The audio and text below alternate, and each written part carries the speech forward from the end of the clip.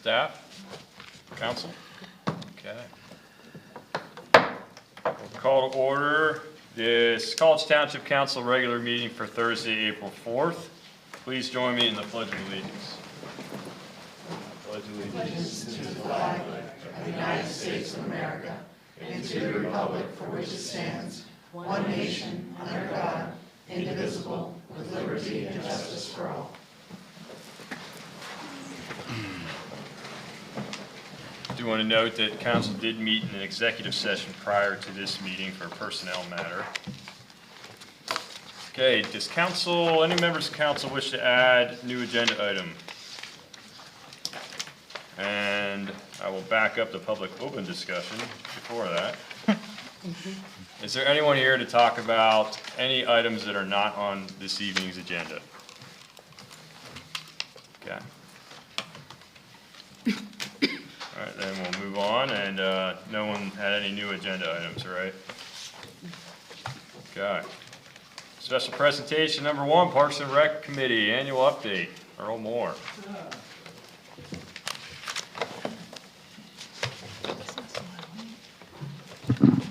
Hello, council and members of the public.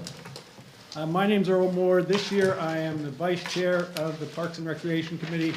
Last year I was the chair.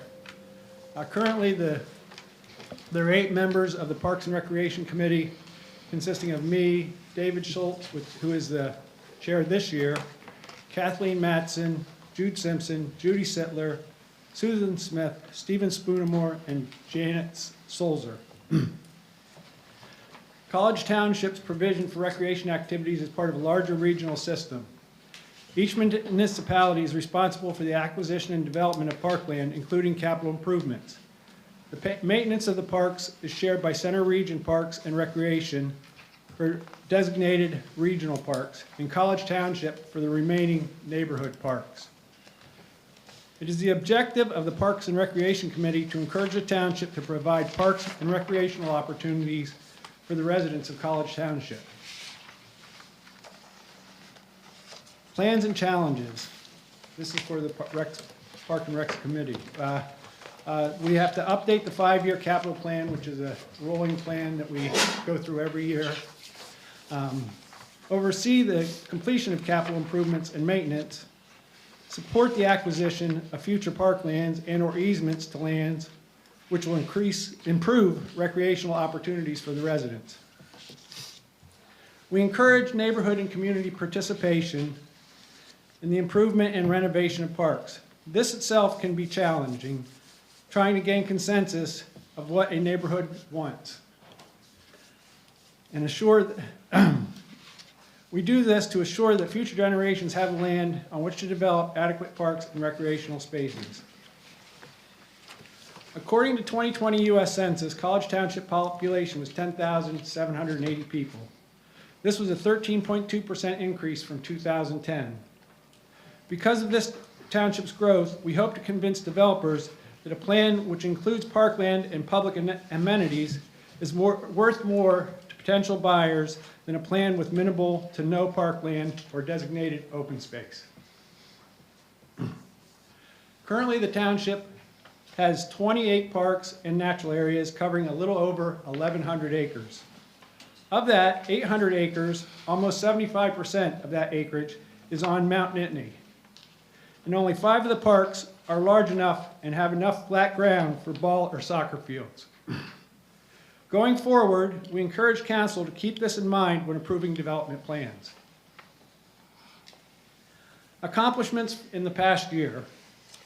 We did Carnes Crossing, stream bank plantings, sprayed the Gordon D. Kissinger Meadow. Mountainside Park, we added new playground equipment. Oak Grove Park, we did grading and landscaping. Daleview installed new signage. Slab Cabin, we refurbished the picnic pavilion and the roof. And Spring Creek, we added new fitness equipment. We're supported by the Public Works Committee, and they do a great job. They supported us throughout the year.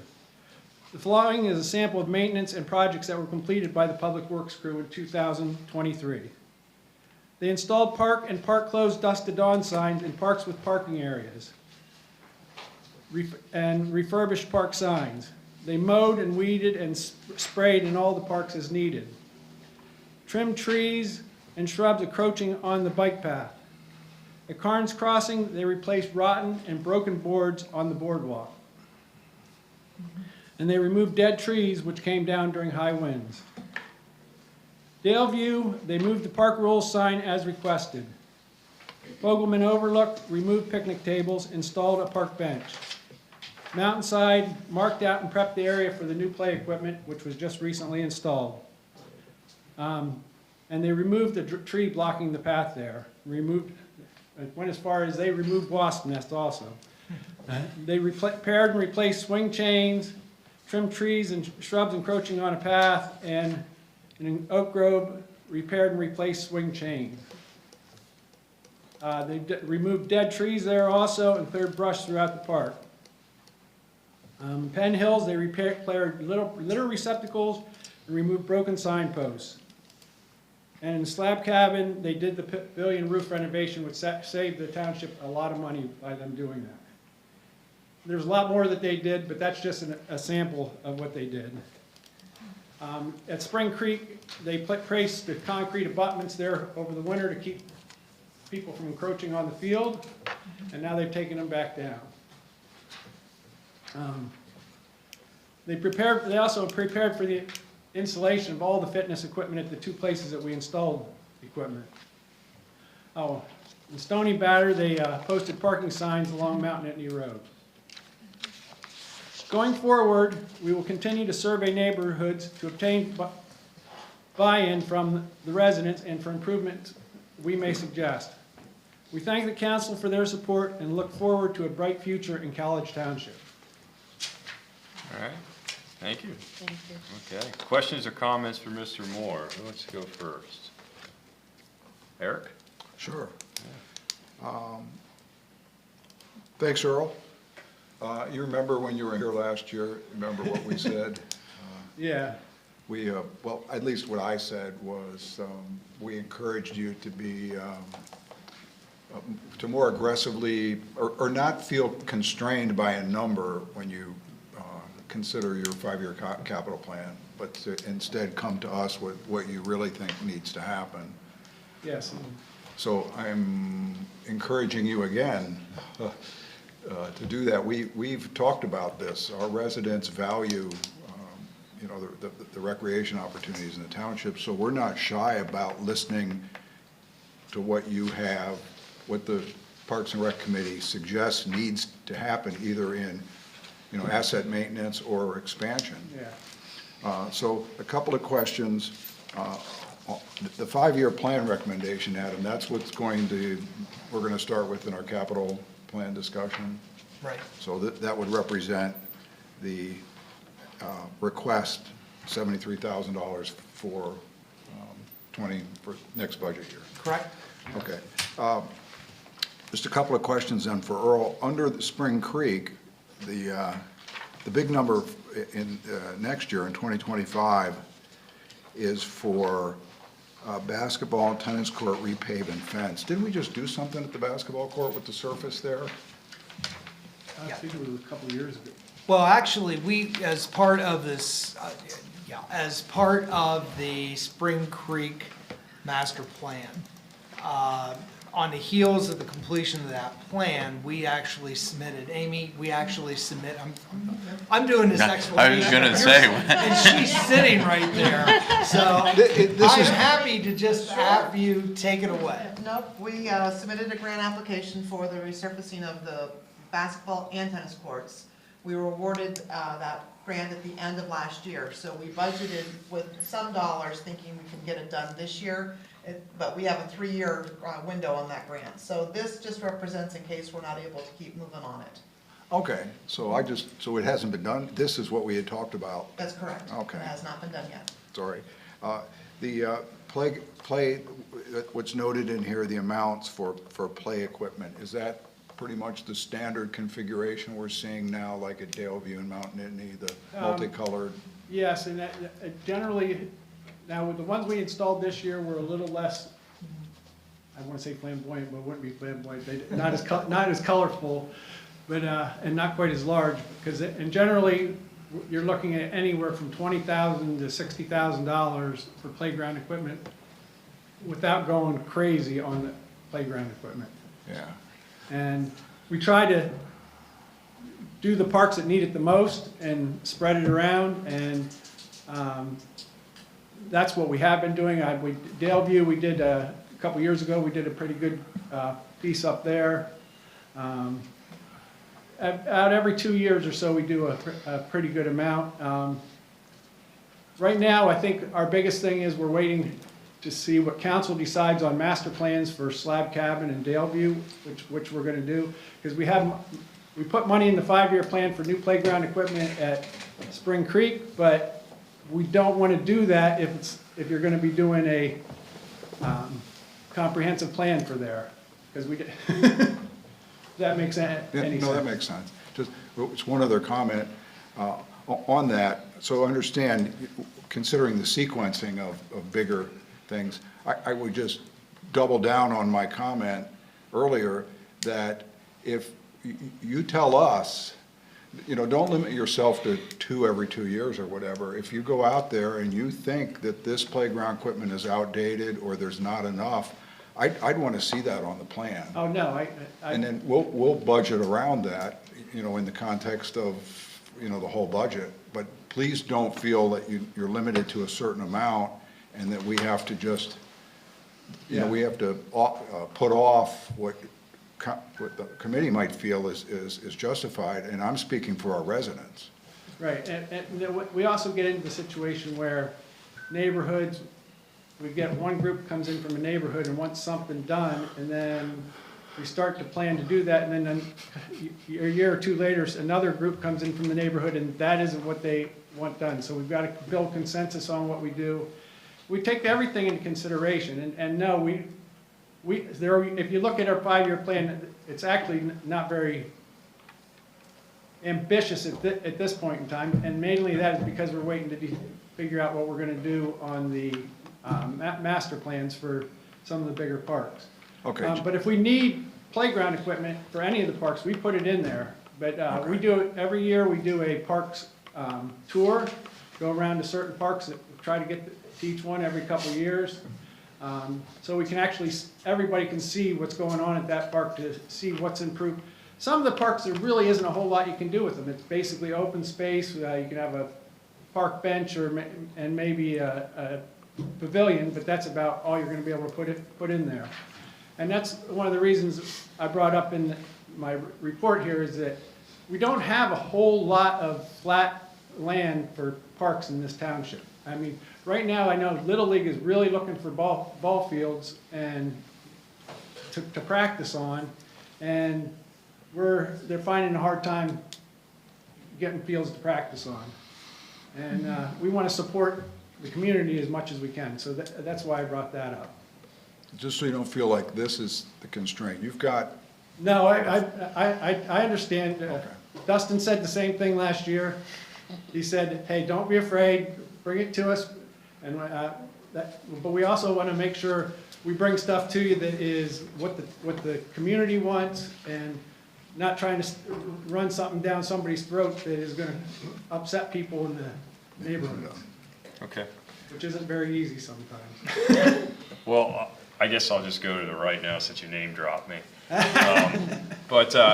So with that, you talk about the master plans you're wanting to do for Slab Cabin and Daleview, and I'm ecstatic to hear that, because that was going to be my comment was, when we say improve existing parks, right, and one of them is prepare or maintain a master plan and map for each park, right? I'm totally behind the master plans. I saw the Spring Creek one, and I think it's a good tool.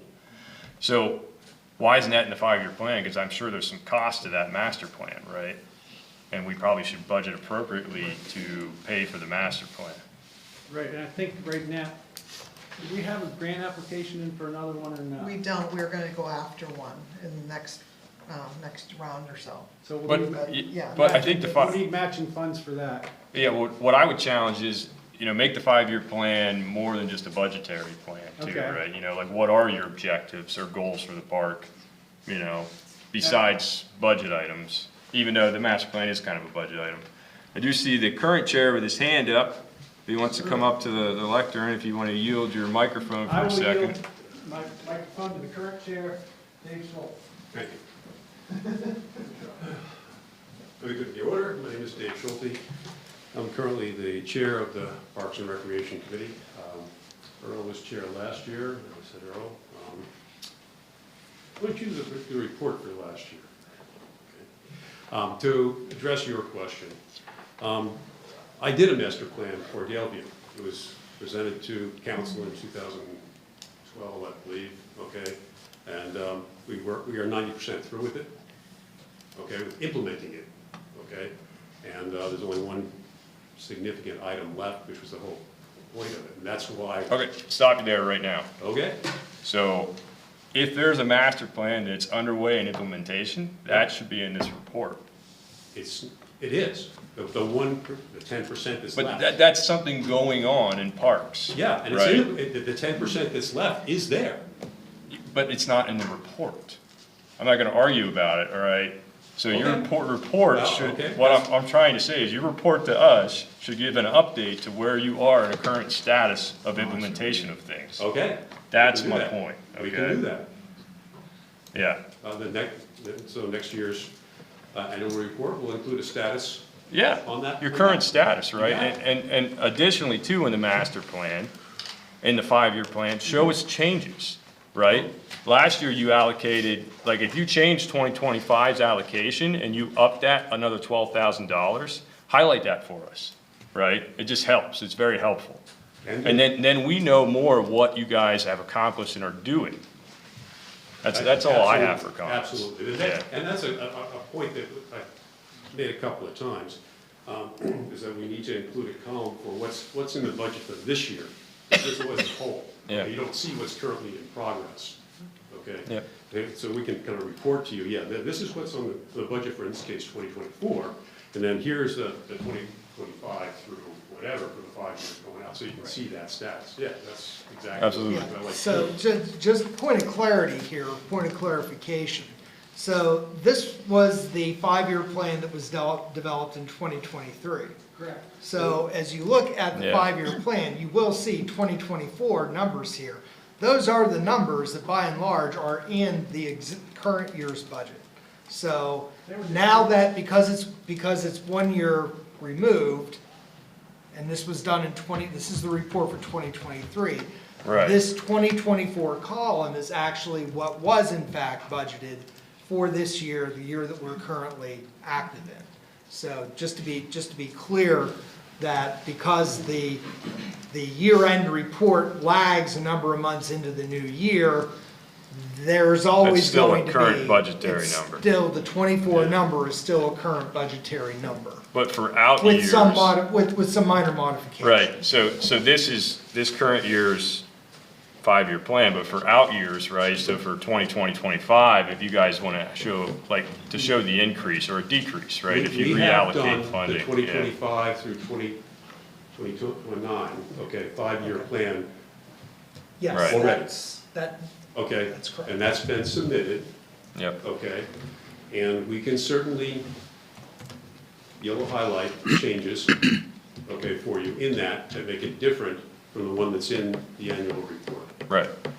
Yeah, I just want to see, you know, how it's evolved, really, right? That's very doable, Yep. okay? I can have that for you ready tomorrow if you want. No, it doesn't have to be tomorrow, thanks, Dave. Yeah. Okay, and I do ask that, you know, that what I give you is what you get, and that it's not get modified or tweaked by staff, okay? Yeah. That's what I would ask, okay? Right, that's all the comments I had, Rich. No, I just wanted to express my appreciation for how College Township handles parks in general. You know, we hear a lot about the regional elements, I mean, the big tickets and stuff, but the people, the parks that make difference in our residents' lives are the local, the pocket parks. Yeah, I mean, I remember from my childhood, I remember the exact one. Every time I drive past it, I'm like, I remember. But, so they're critical, and getting that consensus among the neighborhood can be challenging. Same as it is at council on getting consensus on many a thing, but it's good work. And all you can do is work towards it and everything. But like I said, we have a robust committee, we have park assignments, and clearly, they're not just assignments. You guys are going out and seeing these parks and talking to the residents and stuff like that, and that's what's gonna make it work, so Yeah, thank got a you. little bit of dirt on my fingernails from time to time.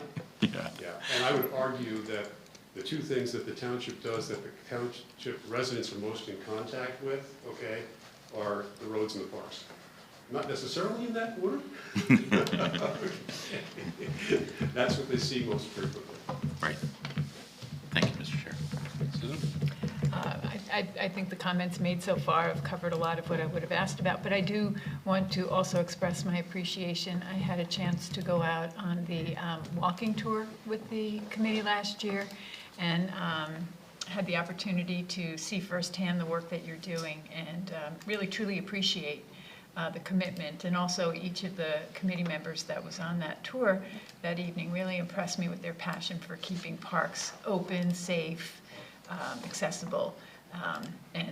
Yeah, it was something I had not, prior to taking that tour, really appreciated that myself. So I thank you, and thank you, Earl. And Amy. Tracy? Yeah, I have a question as far as like when you guys go to select the different type of equipment for the playgrounds, how do you determine that? Is it what the community wants, or do you go and look at other parks in surrounding areas? How do you decide what is the effective or appropriate equipment to add? Both of the above, Okay. okay? For 30 years, you know, you kind of visit any community, and, oh, there's a park, come on there, okay? I've made a research study of all different things that are done. To directly get back, to kind of circle back to the cost issue, the playground equipment is costed based on the number of elements, right down to the number of uprights, slides, whatever, okay? And the bigger it is, the more it costs. There are certain best practices with regards to how it is designed that get you the most bang for the buck, okay? Now, in terms of what goes where, each of the representatives on the committee is assigned one or more, typically 2 or 3 different parks, and is responsible for what is appropriate for that park, and they will generally hang out at the park, talk to the people that are there. And so I actually designed the playground equipment at Daleview, okay, and the one at Mount Nittany Terrace, okay? And that was based on 30 years of Parks and Rec work, okay? And we did the one in Daleview for just a shade under $50,000, okay? That was about 12 years ago. The one in Mount Nittany Terrace also came in just under $50,000, but I had to significantly, I shouldn't say that, I had to somewhat scale back a few things in order to get it to that budgetary figure, okay? And what helps a lot is the fact that Amy's crews do the prep work in preparing the site. That saves the township many dollars, okay, in the actual construction. If you're thinking of well, we have a open issue right now wherein park where Susan is closest to would like to see some playground equipment there, okay? And I know that one of our members has been attended the HOA meeting, okay, to gather information and whatnot. And I'd be happy to work with them, okay, in designing one that's effective. Now, we've got a size issue, okay, of the park, community it serves, and how much the township wants to spend, okay? It's real easy to spend $100,000, okay? That is appropriate in some instances, okay, but not in others. It depends on the size of the park, okay, the number, the population that it serves, okay? But how you go about designing it has a big effect as well. And it's really dependent on, okay, what is the age group this is going to address, and the population, is it like the LU is typically a regional park? Okay. There are 4 in the township, okay, Spring Creek is the biggest, okay, the LU, Slab cabin. Slab Cabin, which is special in a whole lot of different ways, okay, and Whitney Orchards, okay. So, they're going to, because they service a larger population, they tend to go towards a larger piece of equipment or set of equipment there. Like at Mountainside, okay, it services a much smaller area, okay, and so the design was smaller. Okay, it didn't cost nearly as much, and it doesn't have as much to it.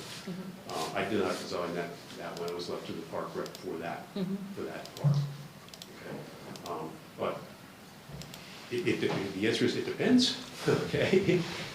Real quick, just to chime in, one of the other guiding factors is whether or not there's parking at a park as well. And at the regional parks, where there is larger apparatus, there tends to be access to more parking. The one notable exception is probably Nittany Orchards, where there's very limited parking. That's a kind of deciding factor whether something should be a regional park. Is there a Well, place? right, exactly. So that also that plays a role in helping to determine the size. Because again, typically the regional parks tend to be larger tracts of land.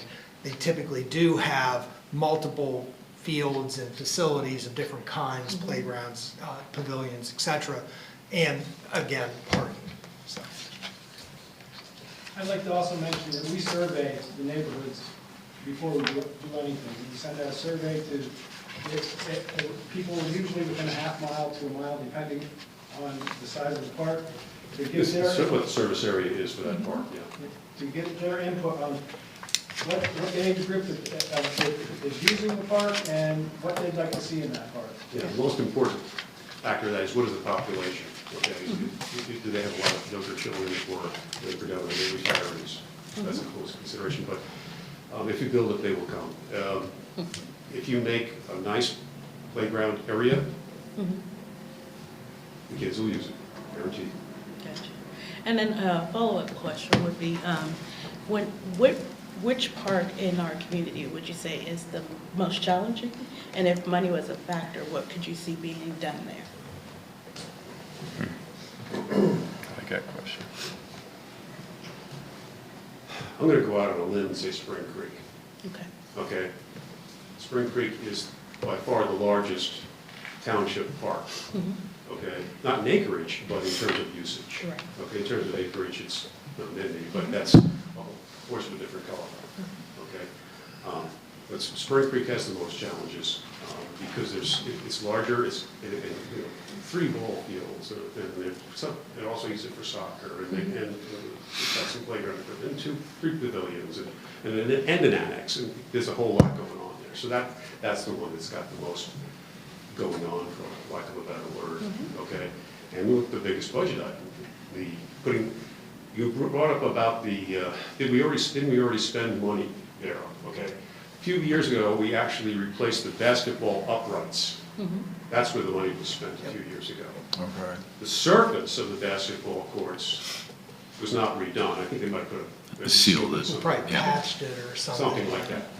Okay. The tennis courts at Spring Creek are in sad shape, okay, from a surface standpoint, and they were done before I came with them.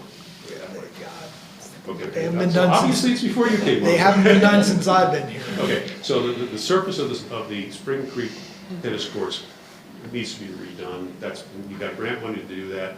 The big cost item is replacing the fencing because they can't get the equipment in to resurface it with existing fencing in place. As long as we're there doing the resurfacing on the tennis courts, basketball courts right next door, let's redo them. I think that was the thought process for that. Okay. So, you're right, yeah, we did already do something at the basketball courts there, but it wasn't the surface. Or it was just a seal? Okay. So that's the only thing you would do if money was not a factor? That was the other part of that question. What else could you see being done in that park? In Spring Creek? I would refer that question to the representative for Spring Creek. The big one might have been the bathroom, we already tackled that. That was $500,000. That was a big one. Yes, it was. But since I interrupted, as a user of Spring Creek for over 40 years, I would agree with David's answer, his out on a limb suggestion that it's Spring Creek. A lot of Thank you. moving parts. So if you're interested in new playground equipment at Penn Hills, I'm currently the rep for Penn Hills. Talk to me after the meeting and we'd like to chat with you about it. Absolutely, that's where I live. If I could just add, it's difficult, and I think, there's a lot of nuances in our parks, right? I agree with you 100%, Spring Creek Park, but not everything we have is, we have a lot of open space too, so Thompson Woods gets used a heck of a lot, right? So does Stony Batter, now that's, that's also, same as Thompson Woods, a collaboration between a couple entities, right? Park-wise, Spring Creek probably has more complexity to those open spaces, but open space offers a lot of complexity, as we found out the last few years, right, with invasives. There's a lot of removal and cost to that. So. And I'm gonna keep pounding on this, okay? We're advisory, okay? We just give you our considered advice, okay? And that's presented in our 5-year plan, okay? And then, as you well know, staff does their analysis of that and makes a presentation to you as well, okay? And so you get disparate, that's the right word, different inputs for you to consider. That's all I have. Thank you. Okay? Anyone else? Anyone want to make Earl come back up? You I- can. Very quickly, can I Ask use David. your comment about downscaling the equipment at Mount Nittany, just to emphasize what I said to Earl last year and I said again? I think this council would be receptive, if that's what you really thought should go in a park, and it just happened to come in over budget, I think this council would be receptive to listening to considering finding the money to meet what you think is appropriate versus you trying to shoehorn it into And a I would budget. assume that would apply not only to playground equipment, Yeah, but anything. to Yeah, and whatever, okay? And as Earl mentioned, this is baseball season, okay? And one of the complaints that I get every spring is the fact that the baseball fields are not smooth, okay? They're a challenge for the little kids that are trying to run around and feel the ground ball, okay? I do this every year, okay? So that's something that's on our radar. Is what can we do about that? yeah. I could add too, I share your sentiment, and we could probably, go around and give a thumbs up on that, from what your last comment was, but, also, as chair, I want to challenge you too, if there's system changes you need to meet those requirements, right? And, if you say, look, we need to change this, how we go about this 5-year plan and do a 5-year outlook on budget items, let us know, let me know, right? That's And what how we we want to do, go about that. okay? When we do our 5-year plan, okay, we're including in that the items from our community input, from the remnants of whatever master plan we're finishing up, all of those things are in there, okay? And when we do that, our 5-year plan represents a prioritization of different things as well, okay? Many times, the need is, for one thing, is recognized as higher than for another. So we're going to schedule that thing with the higher demand as in closer, as opposed to the thing that's, we had one person request, I don't know, pickle. That's really, that's a bad choice. Dave, I don't want to cut you off, but You want to go? you and I, we should have coffee, because I'm talking about how to get it in front of us sooner, right? And get your requests fulfilled. I'm retired, Yeah. okay? Yeah. So I got a lot of time. Yep. No, that's what I'm talking about. That, when I talk about system changes, I'm talking about, you know, how do we vet out your 5-year plan more than just once a year or, you know, farther ahead, right? That's what I'm getting at. I'm not gonna announce my cell phone number on the open forum here, but We'll get a hold of you. get hold of me, okay? You're the guy with the tight schedule, not me. All right. Okay, thank you. Anything Thanks, else? Earl. Thank you. Thanks, Dave. Great. All right, thank you, Mr. Schulte and Mr. Moore.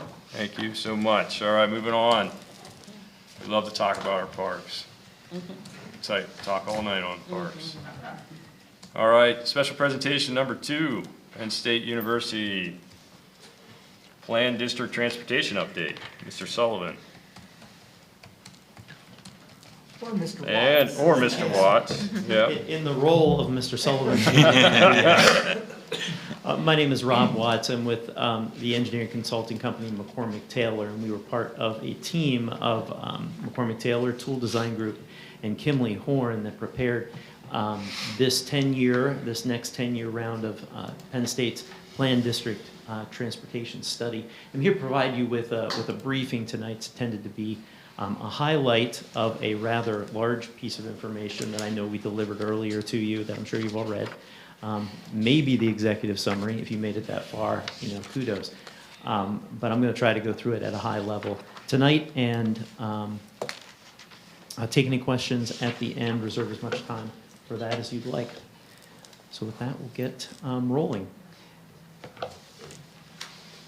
The University Planned District is a zoning classification that appears in the UPD adopting municipalities of State College Borough, College Township, and Patton Township. There are parcels that exist in Ferguson Township, but they have not adopted the UPD, so therefore they're not a participating municipality. The ordinance contains the usual provisions for land development that you assess when you do land development, but it also contains the provision for a district plan transportation study on 10-year intervals. And we are very much due for that 10-year interval in 2023 and now in 2024. The purpose of the study is laid out in the College Township ordinance in the section indicated. It has 4 big asks. Look at parking, to look at traffic circulation in the transportation facilities, look at the transportation system level of use, and then give you an update on Penn State's travel demand management strategies. The goal of this entire document is to help the university work with the municipalities in planning long-term, and to accommodate the university, but also mesh in with what you're doing as a municipality as well.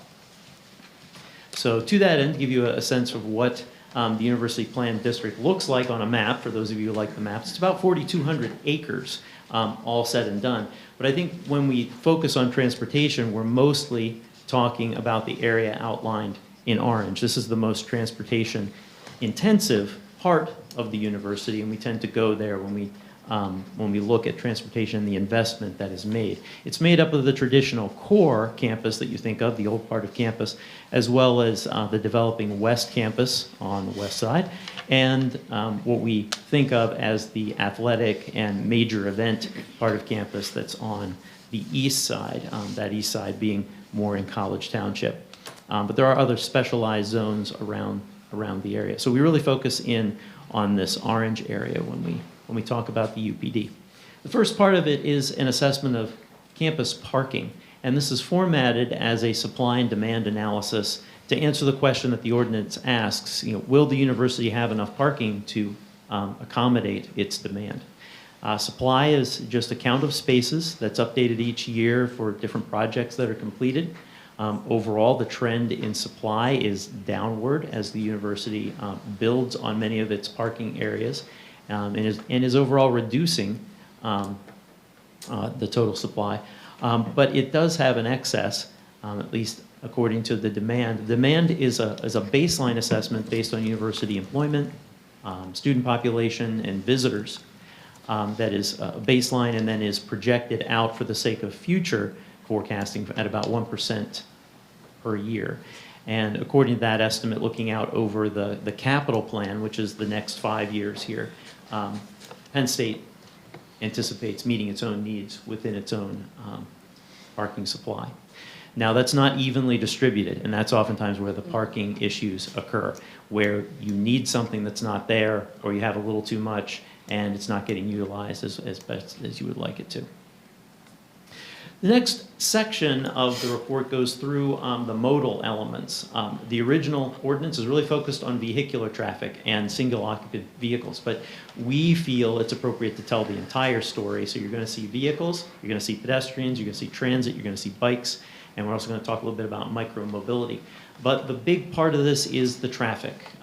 That is the big get here in the original intent. Since 2001, we have a set of about 50 count locations that we've counted consistently each time we've done the study, 2011 and now in 2023. And we've compared back to see what's the trend across campus. This is a summary of all those different sites. But in general, you see this trend that continued from 2001 to 2011 and now to 2023, a downward trend in the vehicular traffic on campus.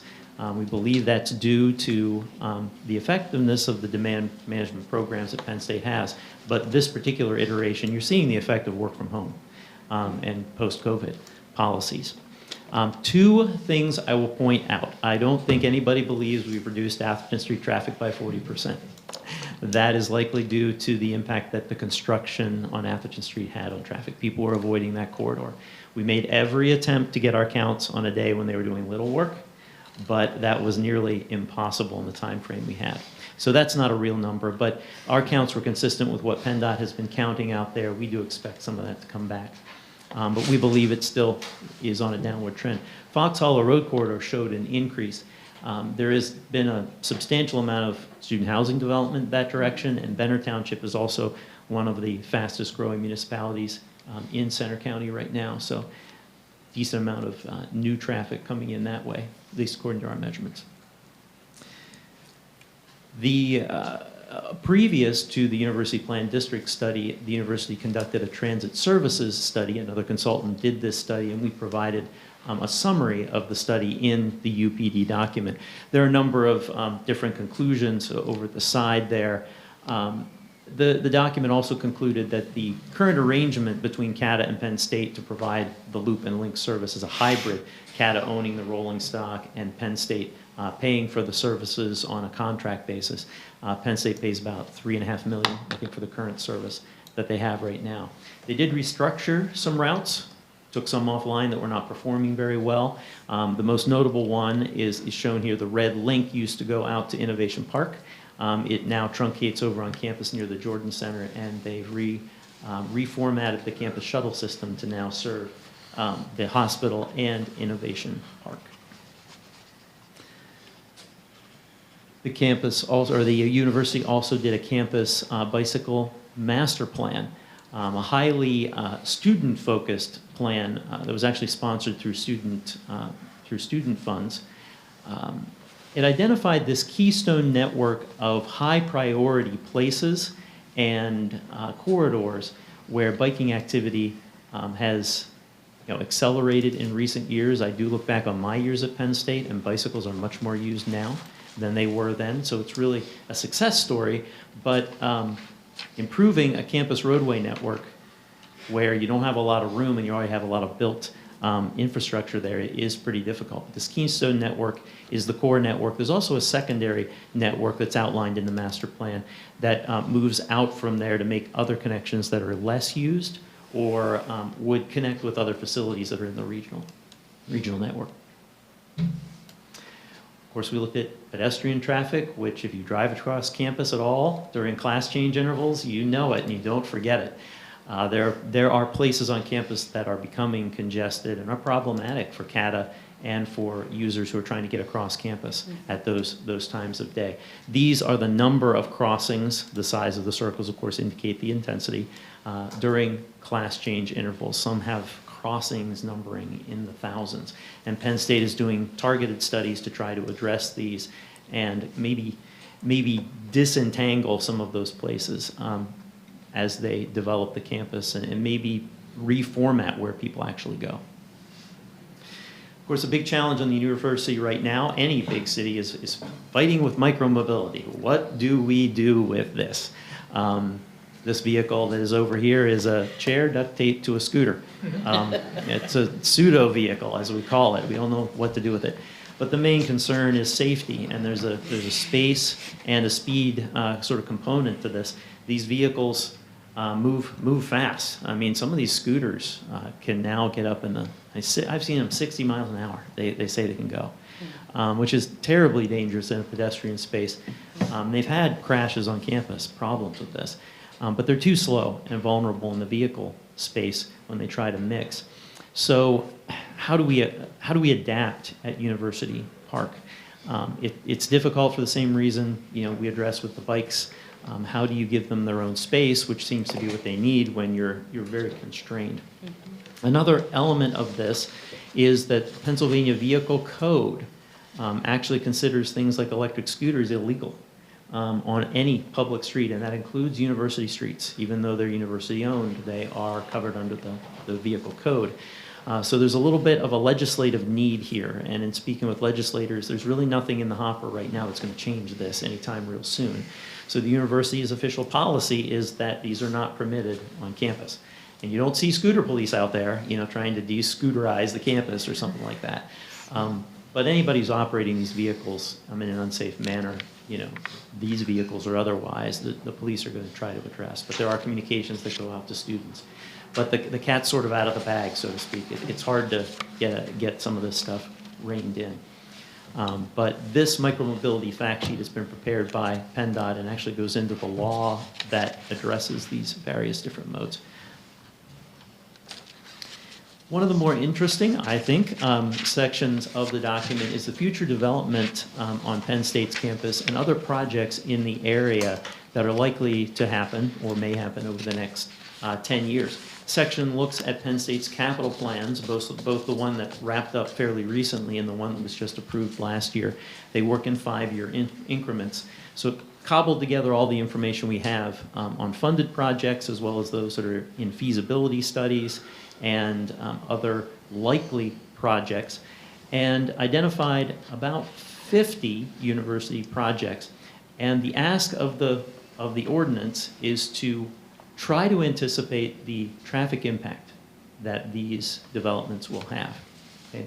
The mapping, I'll kind of orient you over here. I tried to show College Township, so we're zoomed out a good bit here. This is a sample from the mapping. But the university projects are in blue. The bicycle master plan projects are in, the Keystone Network is in the magenta color. Municipal projects, you'll notice your College Avenue connection, are in green, and then PennDOT or MPO or TIP projects are in the red. So of the blue projects, Penn State's projects, there are 50 of them. About 42 of them have none or nominal impact. These are renovations. You know, this is a matrix, or this is a maintenance-centric capital plan for Penn State.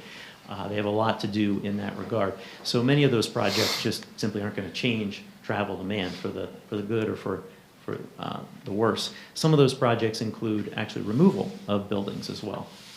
There are 6 projects that we're going to call possible traffic impact because they're either feasibility studies or we don't know exactly what they're going to turn into at this point. So we're going to put them on the radar, call them possible traffic impact, and address those as they come to land development. And then there are 2 projects that we know are likely to have traffic impact, and one of them is one that's started up right now, the ARL at Innovation Park plan. The other one's on the other side of campus. I'll detail those here in just a minute. But we tried with this iteration to not only look at campus, Penn State campus projects, but the nexus between the campus and the community is now where there's a lot of opportunity. And you know, you're seeing that with your connector project in College Avenue. Okay, the ARL at Innovation, this is the big one in College Township right now. This one has been rolled out both in master plan form, and we're now in the process of scoping a traffic impact study for this plan. The general goal here is to take the aging buildings that are ARL's current infrastructure and rebuild them, but let's do them all in one place where we can consolidate activities, we can make our buildings more efficient, we can also secure our buildings a little bit better. A lot of the research they do is top secret, so they obviously have an interest in security. This seems like a good place to do it. The plan would occupy unbuilt space within the current innovation zone, innovation park zone, and then would add additional developed area to it. This actually requires some other bigger sort of clearances of regional impact planning to expand the growth boundary. So TIS and growth boundary and infrastructure are all going to be a part of that. There are a few transportation challenges with this that'll get ferreted out in the traffic impact study. The other major impact project was laid out in the West Campus parking structure traffic impact study. Originally, there were going to be 2 accesses to the parking deck, not a path through the deck, but 2 accesses in with traffic distributing itself between those 2.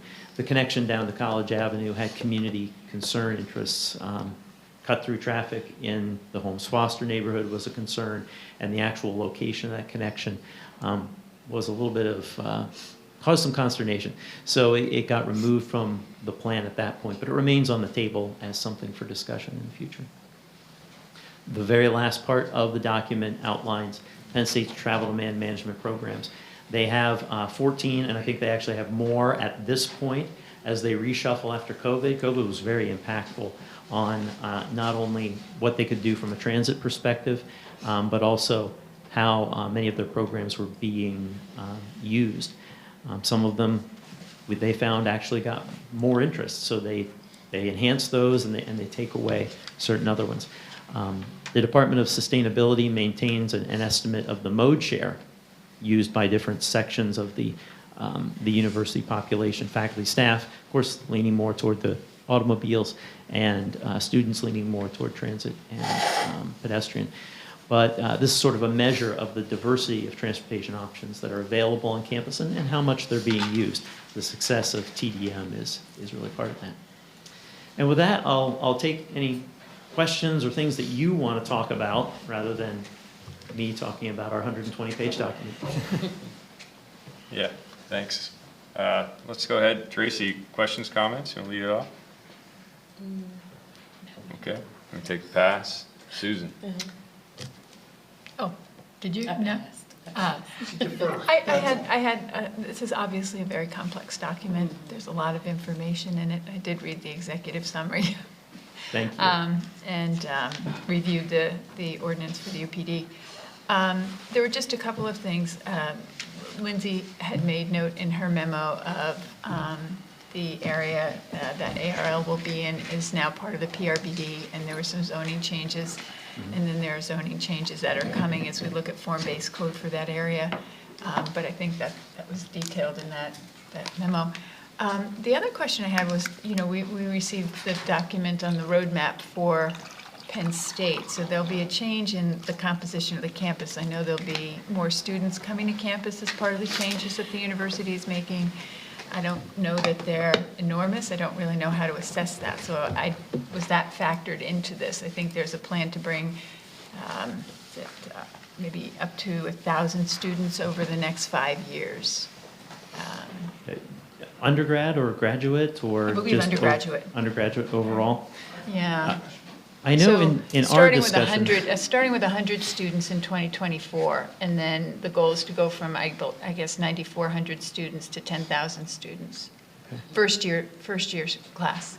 Mm-hmm. So that would increase the class. I don't know enough about attrition rates, but that would increase the population here, and obviously the population is the pressure. We did discuss student enrollment when we were, initiating the plan and the trends and directions things were going. Some have been saying that the traditional college campus is receiving less attention, and folks are doing other things. However, Penn State, it was noted that Penn State actually had an increase in acceptances over, the last few years. So that number goes up and down. Year to year, and while certain programs may increase, others may wane, and the grad student population can go. Not all students are on campus. If there is an increase, that is something to address. But I think they see it as working in the overall long term. We're still fairly stable in that regard. But if the enrollment goes up, let's say one way that it would affect, like the parking estimation for demand. that goes into the calculation, and the demand for parking likely would tick up a little bit. So we do consider that in assessments such as that. The encouragement is always for students to not bring cars to campus if they can help it. You know, it usually costs something to park them somewhere. But to use the transit system. And CATA particularly is encouraging new apartment complexes to, as Eric I know can attest, to have parking passes a part of their rent, especially if they're out from campus, and manage some of those things that way. Ma'am? Yeah. It might have been better if you were Neil tonight, because this may be more appropriate for Neil. It probably is. That's why I'm taking notes here Right. to return So, information to you that you can use. So to be quite frank, I don't necessarily expect you to have an answer to this as opposed to perhaps Neil. But one of the things that we are aware of is the current RFQ that is out for Graduate Circle. Okay. And the development of 1,500 units of on-campus student housing. And that in Graduate Circle is going to be occupying an area that is very heavily parked at the moment. And I did notice earlier in the slide presentation that there is at least 1,000 spaces different between what existed in 2023 to what is anticipated in terms of excess capacity existing in 2027. So had Neil been here, the question would have been, did the study contemplate that level of development, that specific development, and had those impacts been factored in? Okay. Good, Adam? Yeah, thanks. Good, Susan? Yeah, that was, Okay. Rich? Certainly. On page, no, never mind. The incredible amount of detail and everything. Adam touched on the RFQ. I appreciated that our Path to Campus project was included into this, because that is a very important initiative to us. And congratulations on your latest grant Yeah. award. We'll take about 2 more and. Yeah, you have a little bit more work to do to get Yeah. the dollars you need. We'll get but- there. I heard Penn State's throwing in some too, so it's all good. Neil's not here, so he can't right. contradict that. Yeah. Public record. Dollars. So. He may the be oth- at home watching live. It's all, he can chime in. One of the other things that we've seen as an initiative on campus is more utilization of Beaver Stadium for more than 7 Saturdays a year and everything. Has that been factored into the potentials? That particular project is in the development plan. The details of it, I think, are still emerging as to what the impact's going to be in the removal of parking or the removal and replacement of parking, and what that venue really can do, or what it looks like. I don't have many of those details at this point, and you may even know more than I do. But it's in the development plan. They're slated, I believe it's, $700 million they're going to invest in the stadium. That's labeled in the capital plan. So you know there are going to be some significant changes. The venue that they're looking to make into a world-class, NFL environment, I know has been talked about. But the impact on transportation and how they're going to use it I'm not even sure how they know how that's going to work necessarily. But if they do, that's a question for somebody else other than me, I'm sure. Okay, I think it is, because I don't think they'd be spending the money on Beaver Stadium if they didn't have a good plan, because Penn State is good planners. That's one of the things. So your question is, Rich, how would that affect the daily traffic on campus with more activities happening there, kind of overlapping with the daily Yeah, I mean, we see it when there's an event going on at Pagula and the Bryce Jordan Center in the same evening, and now you're going to throw more Beaver Stadium in and everything. So it may be actually off hours, but a lot of them start ramping up right about quitting time on campus and everything like that. So, I mean, it is gonna have an impact. Okay. You can't invite that many people to your house and not run out of potato chips. So that's a big one, the graduate circle, and again, in that same corridor, and everything, I think is what it is. Historically, you always hear about, what is it, Connector O? Is that what they, or no? Corridor O? The connector, corridor O, or the connection to the airport through the back and everything like that. Huh? Airport. Airport connector. Eric helps me here, thank you. The O was Phillipsburg, right? Yeah, okay, thank you. I noted in the one conceptual drawing and stuff, they were talking about land acquisitions and things out towards the airport. Is that factored into this study in any way? It is not, and it might be something that we talk about more of in the ARL TIS, but even there, we're trying to, if you build it or you don't build it, I'm not sure it really affects what ARL, that impact that it has there. It's sort of its own independent utility type of thing. I will say, I hear more about the airport connector right after a governor's election. That's kind of how it works. It's sort of this political, there's a lot of talk about it. There's been a lot of talk about it. I teach classes over at Penn State. We've designed it several times in class, because it's an interesting project. You have a lot of environmental concerns and issues with going across where it's kind of slated to be. But the university has been asked to identify parcels of land around the airport that could be developed as other purposes, as economic development and whatnot. That part is in the UPD study. But the connector itself is an expensive project that just does not have a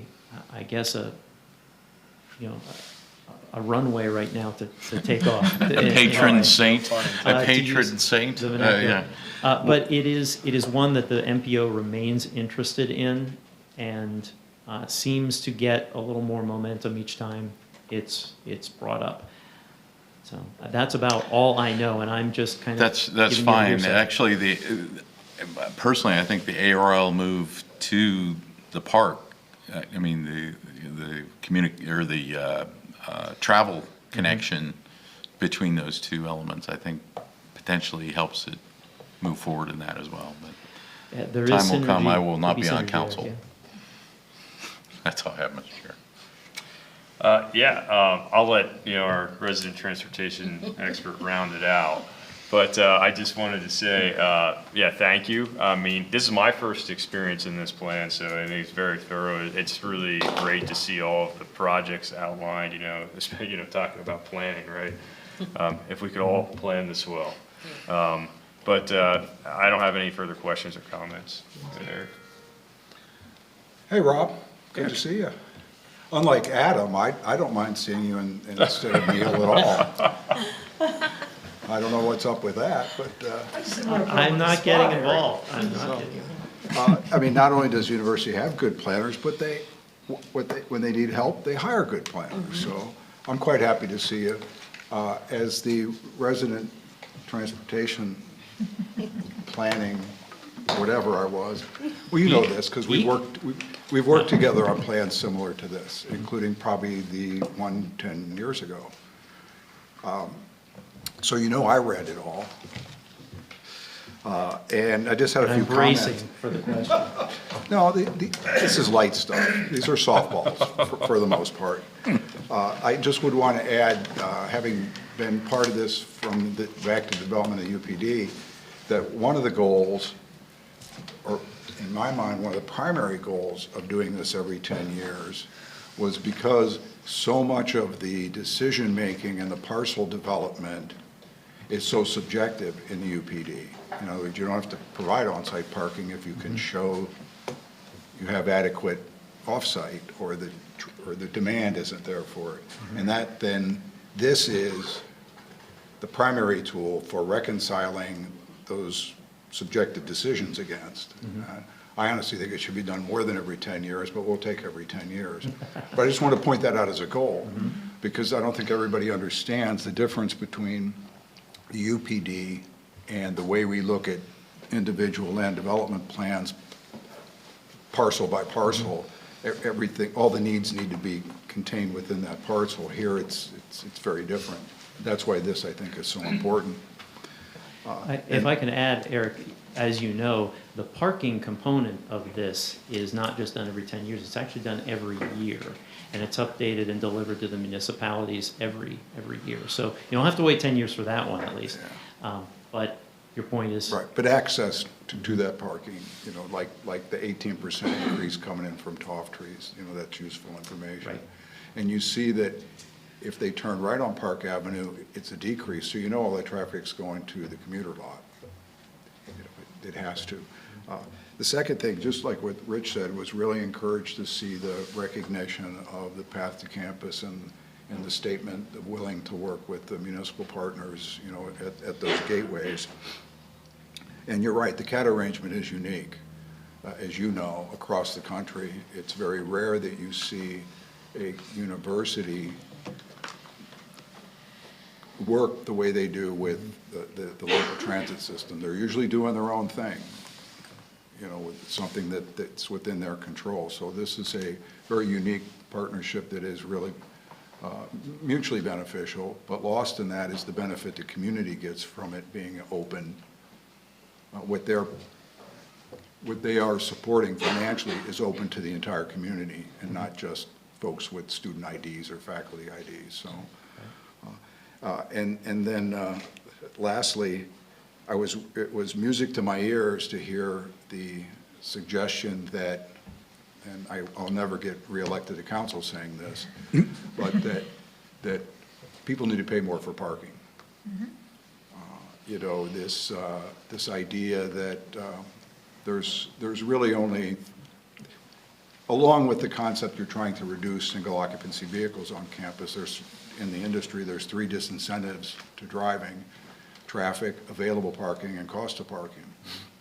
We don't have traffic, so the other 2 the university controls, the availability of parking and as long as it's as affordable as it is, it's going to be really hard to pry.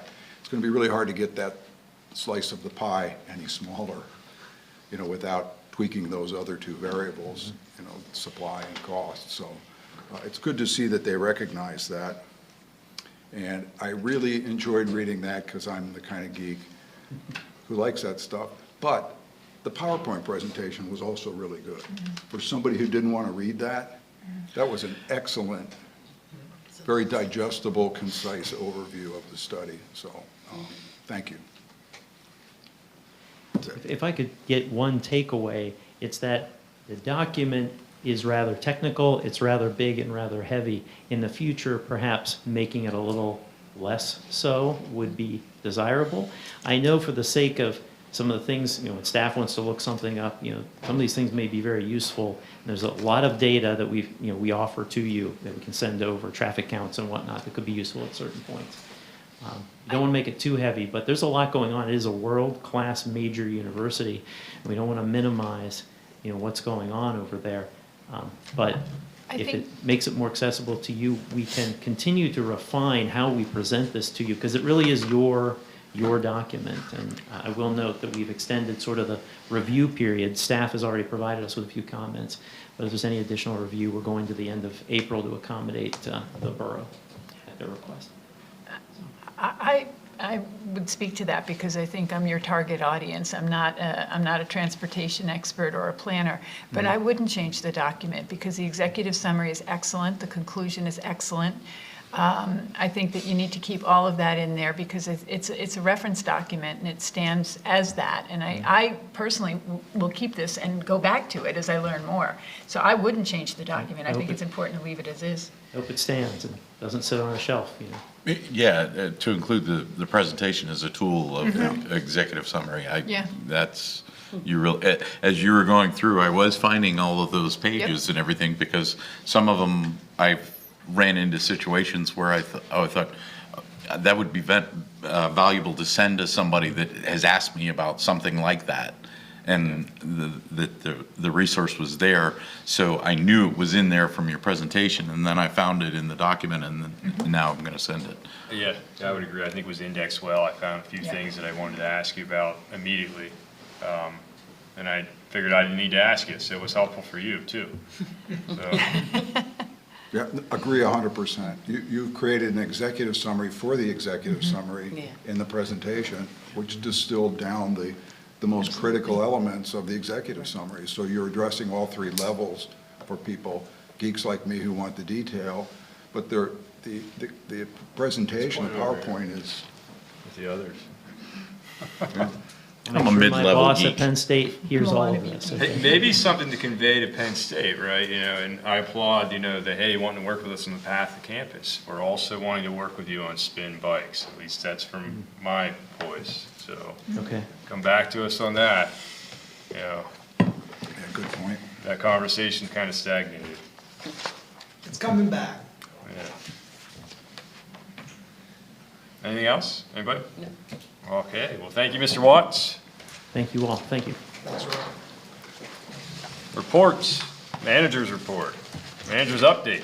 Yes, one moment, please. Plans, Oh, plans. plans. Plans, I That's why skipped it the whole wasn't ready. section. Plans, wow, we've been going so long, plans. All right, lots of people sitting here. Is our meeting thing. It's done. P1, indoor practice air supported structure, preliminary final land development plan. All right. Lindsay, Thank you, Chair. The land, we have a little presentation for you, just a brief presentation with some slides.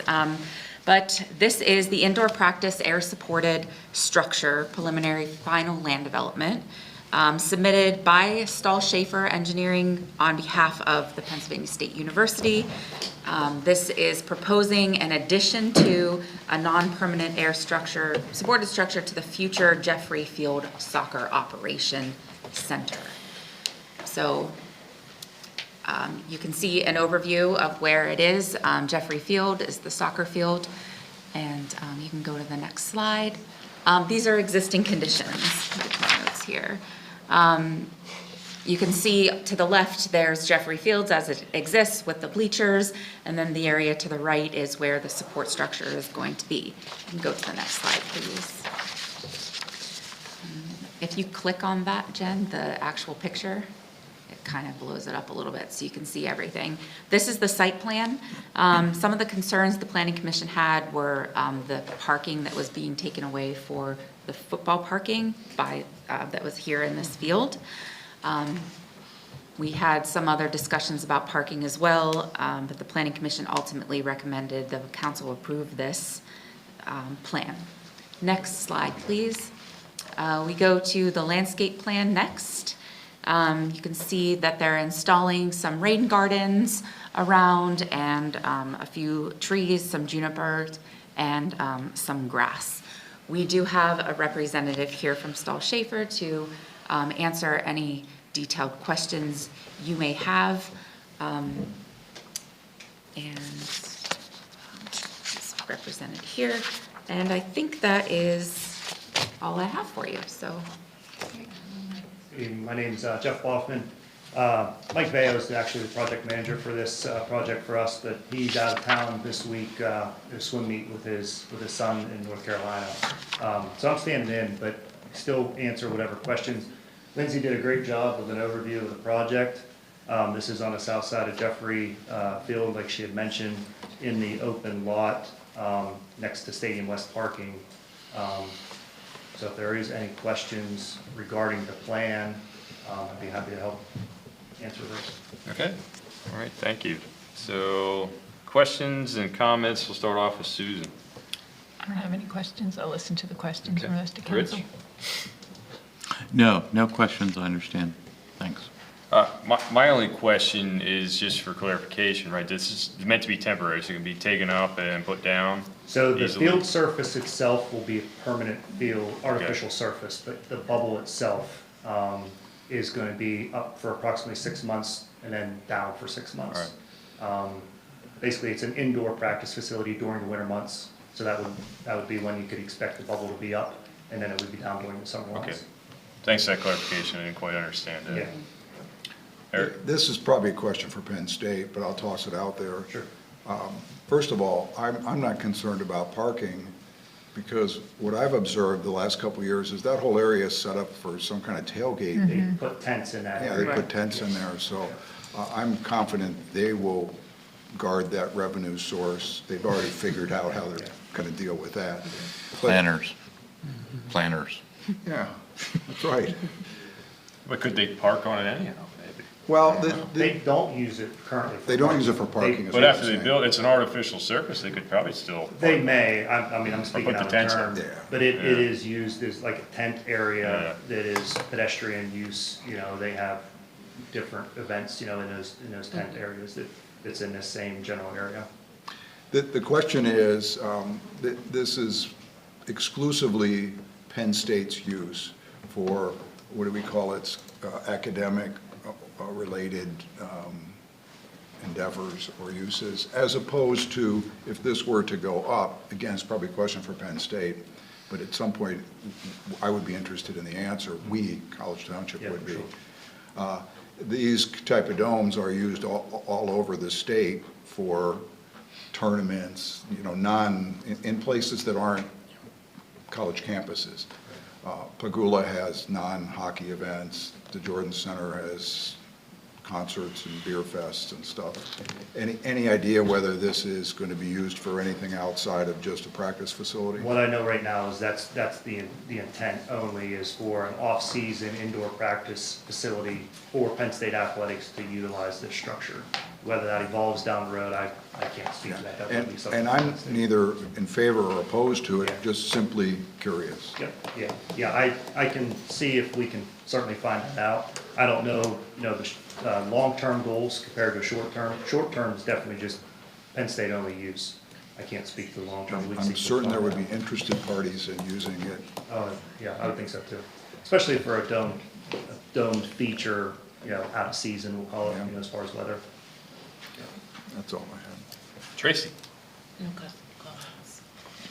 Yeah, Rich. Just one alibi. Yes, sir. Is there any restriction on our side of if they wanted it up more than 6 months, that it could be, or is there a restriction? Is there something limiting, should they decide they want? Staff made the decision, because this is going to be up and down different times. The land development plan, when it's there, if they leave it up 12 months out of the year, we don't really have any recourse. The land development plan has recorded it being there. And as he stated, the playing surface will be there and never disappear. And there are some small walls involved to make that level. So that ground, whether the bubble is there or not, there is a structure of some sort will be there. And it's no Contemplated. longer going to be the Okay. sloping hillside. Got it. Very good, thank you. Yeah. Mr. Murphy, just step up. Thank you. Just a question, and that is, how will the stormwater runoff be managed? He should probably identify himself. Oh, yeah, Lee Murphy, just for name-wise. Yeah. Yeah. So there'll be a, Lindsay, do you have a slide on that? There's an existing underground storage facility that it would be on the southern side of the proposed surface. And then there's an additional proposed underground storage system that would be on call it the north side of the proposed structure on the south side of Jeffrey Field. So in that remaining grass strip. Keep If going. that makes sense. Yeah. Any page number? C-107? C-107, Yes. there you go. Good job, Ben.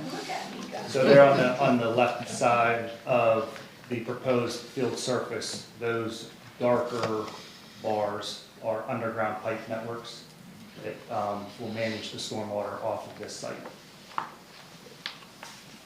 And you can see the existing on the The opposite existing side. is on the right-hand side, right along the edge of the concrete apron. So the stormwater has been designed to facilitate and manage all the new impervious that is associated with this project.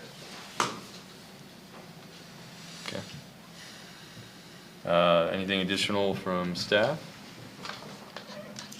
Council, anything else? So your question answered? Yep. Okay. Well, thank you, sir. Okay, thank you. Appreciate it. All right. Reports, no, I mean, P2. All right. We have to Make a take motion. action. We need to do something. Oh, we need some action, don't we?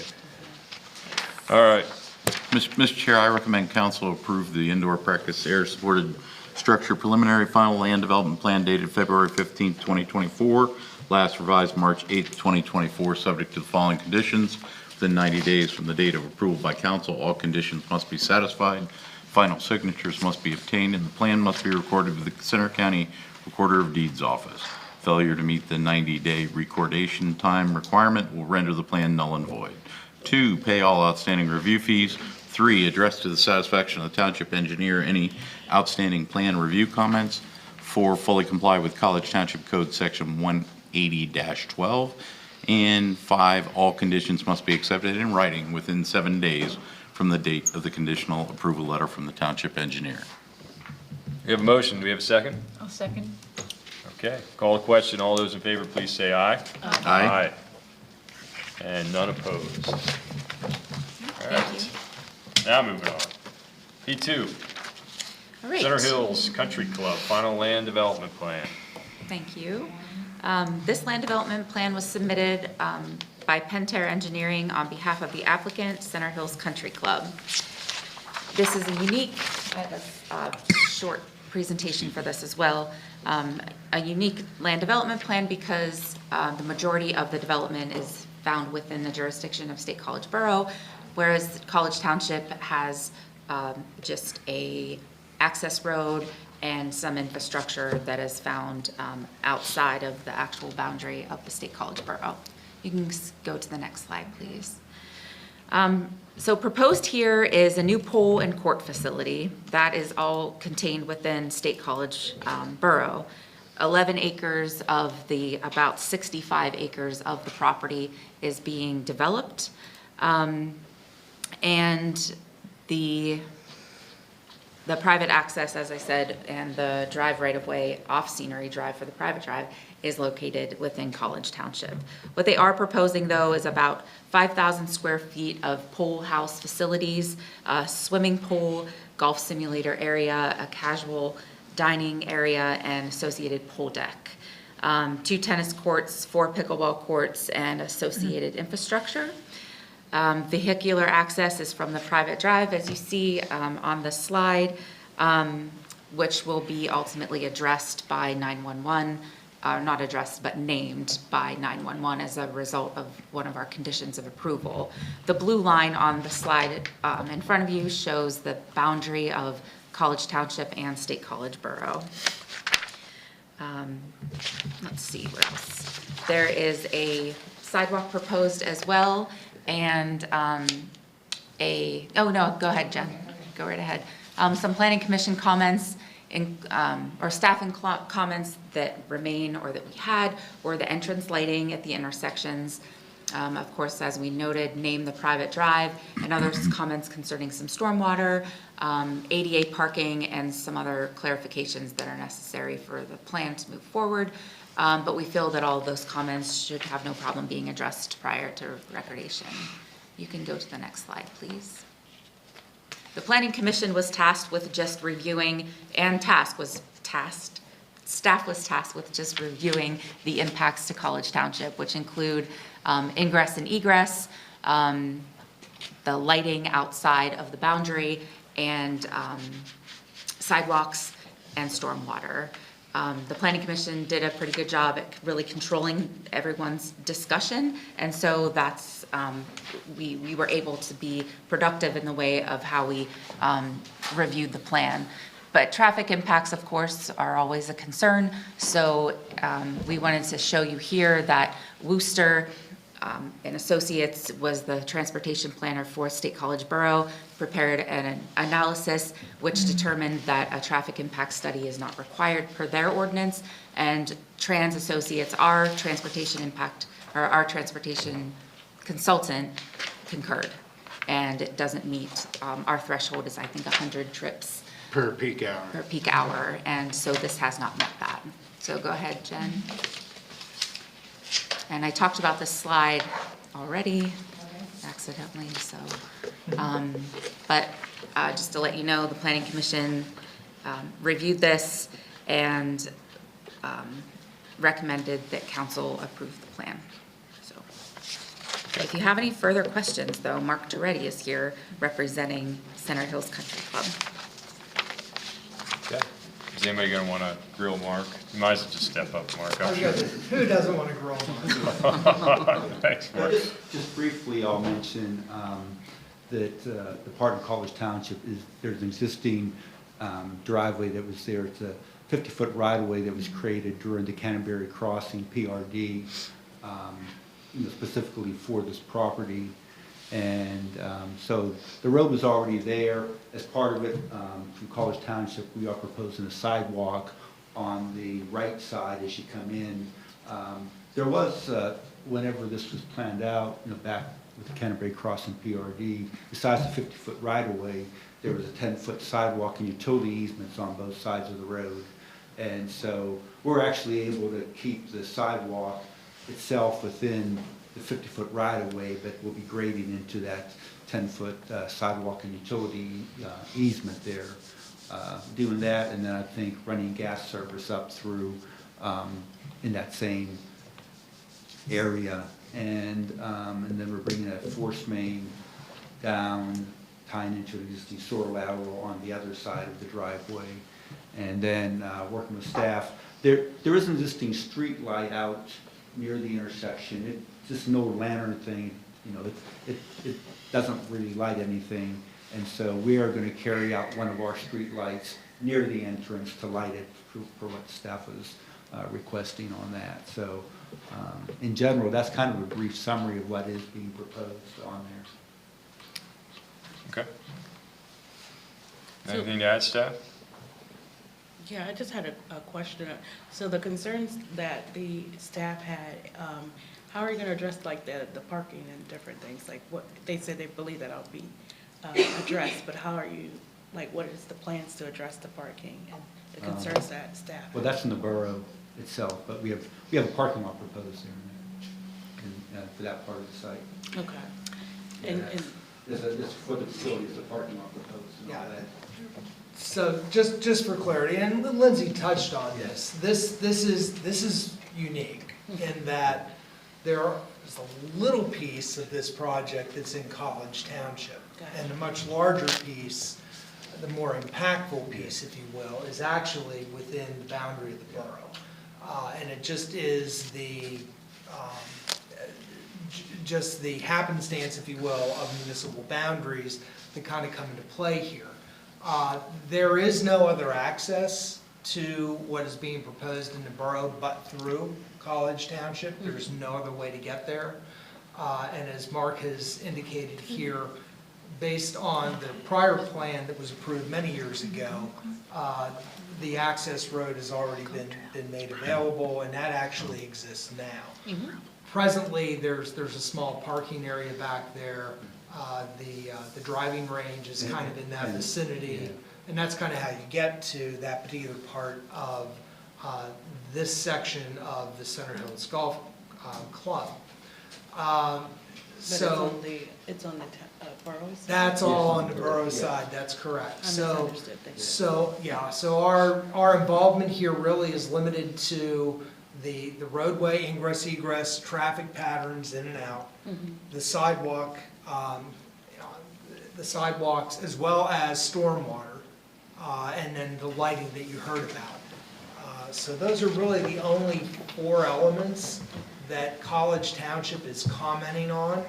And the way that this will work is that the Planning Commission comments, staff comments, and Planning Commission comments, and Council's ultimate decision will be forwarded on to State College Borough, representing our contribution to that portion of their overall project that's occurring in the borough. I think even College Township signs the plan too.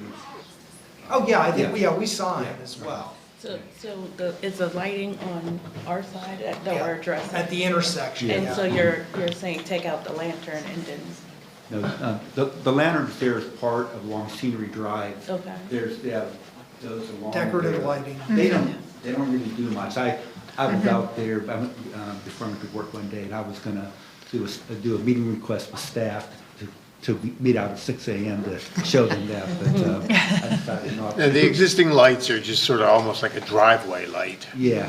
That are along the road, and you're putting in Yeah. something a little more substantial. Yeah, and I mean, I like, basically at least get it lit where you can see where the road enters there, turns off the road. The other idea, or the other thing we talked about was with the stormwater. There is an existing stormwater pipe that it's in an existing easement. I'll just show you right here. And some are right around this area here. It kind of sticks out of the ground, and there's a 45-degree bend, and then it goes down to the inlet, and the pipe, I think, is broken. And I think we submitted that to the township. There is an existing easement agreement that shows that that development is responsible for that pipe within the easement. There's an easement agreement with Center Hills Country Club for that. So that was how that was being addressed. Okay, good? Thank you. Okay, so go ahead, Susan. I have a question, and it's based on the project at Aspen Heights that affected the water pressure on Shamrock and Oak Ridge. So the sewer changes caught my eye. So I just asking about how that could impact the sewer system for the residents on that road. I know that, Don, you can help me with this because I'm not an engineer. But when Aspen went in, there were changes in the water pressure that affected the residents, so it may be completely Well, different. actually, it was more of a case where the existing pressure was bad, And then the development would have made it a little bit worse, so they ended up doing some improvements, so that it is now good. And then the But residents have to yeah, get pressure this, valves. I don't believe would have any impact on sewer or water, sewer The service or actually water ties in- pressure. It ties into the existing main out of Cedar Drive. It's just, that side is lower, where we gotta pump the sewer up into the system gravity-wise. But, and then, water-wise, it's only being, I think, a 3-inch domestic service, so it's not a big high demand for water. Thank you. Okay. Rich? No, this is kind of like the inverse of the retreat, right? Where the borough had the entrance and we had the majority of the development, so, no, I have no questions. Okay. I don't have any questions. Eric? Just want to make sure I understood what you said. 50-foot right-of-way for the street plus the sidewalk easement, but you're able to get the street and the sidewalk in the street right-of-way, and then you don't need any addition, because then you use the sidewalk easement for grading. Correct. So no additional easements needed on either No, side. they're still there, they're still gonna exist, but we aren't putting anything in them. We're Right. trying to keep everything in that existing right-of-way. And you can do the grading in that with, that's part of the easement, right? Yes. If you use it just for grading instead of a sidewalk, that's fine, Exactly, yeah. right? Because I know those lots are already developed, already in that, and so going in with the sidewalk, I know the residents aren't thrilled about that. So we're trying to minimize the impact. Well, And, for that. The lesson there is in the subdivision plan is to be aggressive when what you lay out is for easements. Yeah. It's a lot easier to do that than to go back after the fact and Exactly. try to negotiate easements. Yeah. That's it. Okay. Anything else? Nice sidewalk, Mr. Toretti. It is fitting that the sidewalks, 2 sidewalks are in College Township now, isn't it? Yeah. We got a hand in that. Oh, yeah. Just a point of clarification. Correct me if I'm wrong, but that blue line's a bit disingenuous. Isn't this also College Township? And on the other side, also College Township? Correct, yeah. So it's really surrounded on 3 sides by College Township, not just the one. So, just a quick clarification. Mhm. Yeah, this is clearly kind of an island, if you will, that is surrounded by College Township on three sides, that's correct. Interesting. Someone did If that. you go to the first slide, Jen, you can kind of see the whole outline of the country club. Keep going back. The first slide. I guess the history is this, that area was annexed See how it's outlined there. It's- to the borough back in 1969. College Township at that time was a dry township. And I think for, ultimately, they were planning sooner or later sometime of having facilities over in this area. And so part of that agreement, it mentioned about, about that intent. And the borough was not dry, so that they could have these facilities over there. And so it is an odd area. It's very easy to find on the On the website borough sites. map. 'cause It is. it's Even out. Google. Yeah. It showed up on Google last night. And it is R1 in the borough zoning, and they do have some specific country club zoning for that, kind of defines boundaries there for that. Real quick, and for full disclosure, this particular project is not without some real angst on the part of College Township residents. The issue for College Township is very straightforward relative to the MPC and what we are reviewing for. But the bigger issues are being tackled by residents within the borough, one of which happens to be the lighting for the pickleball courts. And the a pickleball pres- court itself, yeah. And the pickleball courts themselves. So, Mr. Schulte's point is well taken in that, remember where this is located, and that we are going to have College Township residents primarily being on the receiving end of impacts of this particular project. We did have a lot of residents show up at the planning commission meeting to talk about this. Yeah. And we made it very clear that, again, our obligations under the MPC, Municipalities Planning Code, is we're limited in what we are able to comment on. But again, just in terms of full disclosure to council, do recognize that this overall development, which will ultimately be approved or not approved by the Borough of State College, is of considerable consequence to a number of our residents in this neighborhood.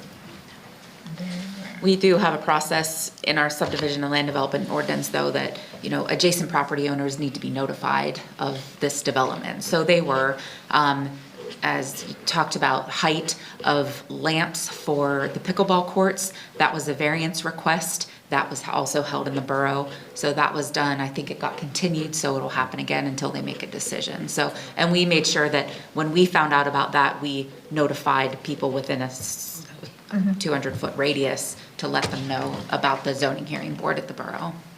So where is the borough exactly in their process?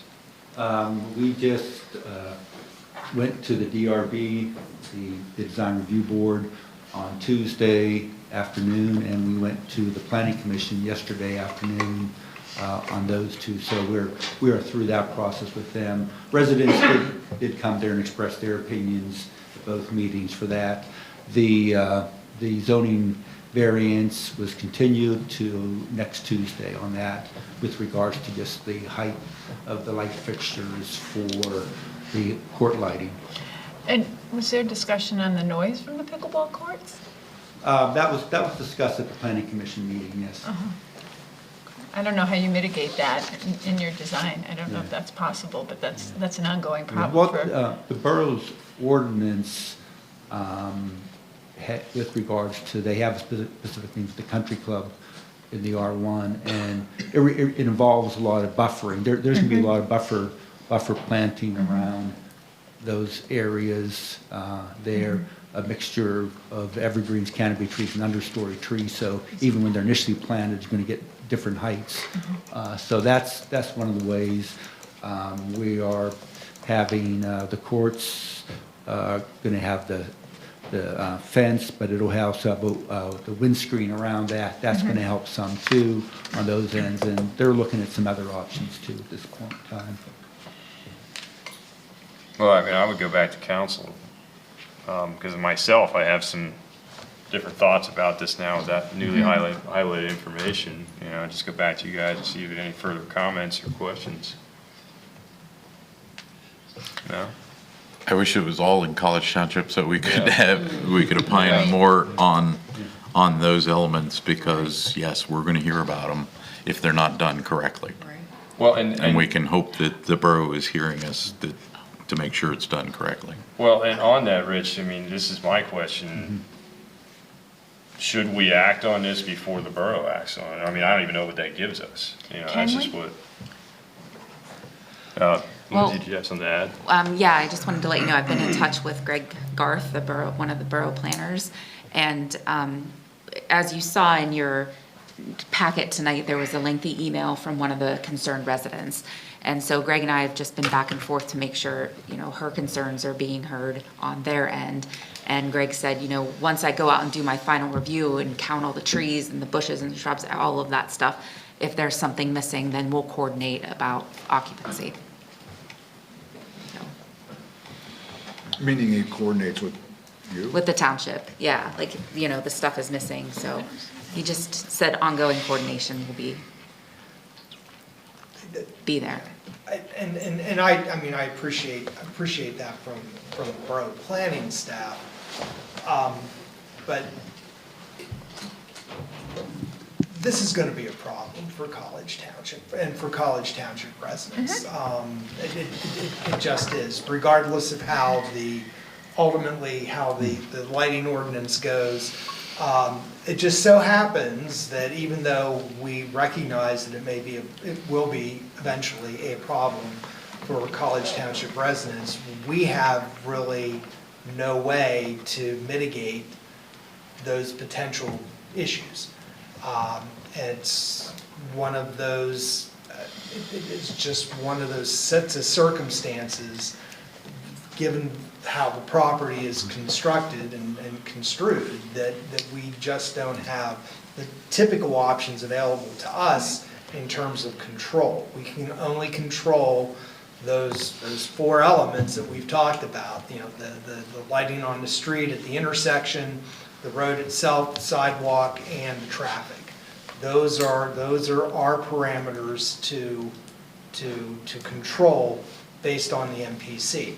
That said, council needs to consider those in terms of what's before you this evening relative to an approval.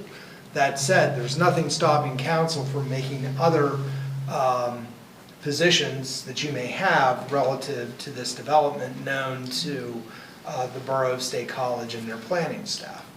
So should that be something that you're interested in, you may certainly avail yourself of that.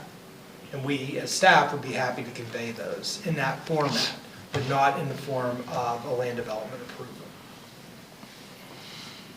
Go ahead, Rich. Just confirming, you know, the developer has met College Township's requirements for the part that we have, that we have a role in. Absolutely. And everything, so, I mean, that's the limit of ours, but we can always communicate. Exactly. And I'm sure we've conveyed that we have concerns, and we hope that the borough is listening.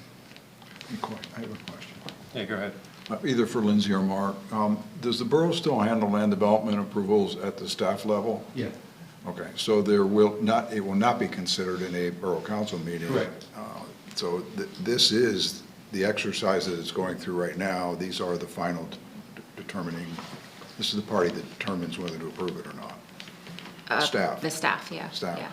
So to Adam's point, then, if there was a desire to just offer up a comment, just like anybody else could write in, but a comment on behalf of council or supported by council that included whatever staff's concerns are, just asks for whatever they can do to help mitigate the impact, I would support that. I mean, it's just, it's no different than us showing up at, if someone showing up here and asking for consideration. Yeah. So if that's what you're hinting at, I would support that.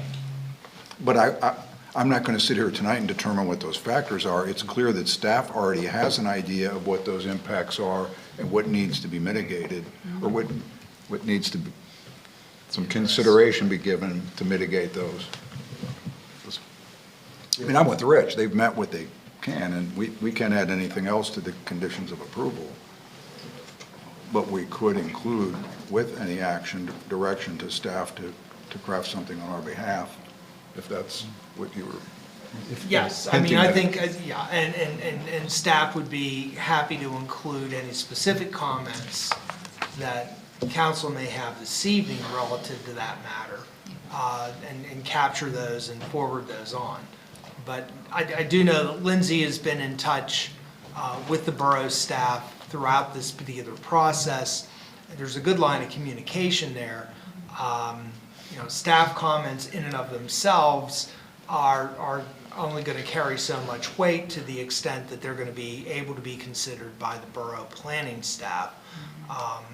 Comments from council may or may not hold a little more weight than comments from staff. And I would ask, do we have a precedent for this? That we would be, the way that this is being decided, obviously I understand that we adhere to the MPC in looking at this part of the plan, but thinking of the residents that will be affected, if we were the council approving the final land development plan, we would have the opportunity to have impactful inputs that we may not be able to have with the borough. So what precedent do we have? I don't know the relationship, and how do we continue that process going forward? Because I think that even after the final land development plan may be approved, there'll still be resident concerns. And how does that work for the township residents that we want to advocate for when we really don't have control, because the borough has say over the final land development plan? The precedents that we do have not been of this particular caliber. Okay. And Rich had alluded to the one precedent that we did deal with in the past, which was the retreat, the student housing development off of Wapalaney.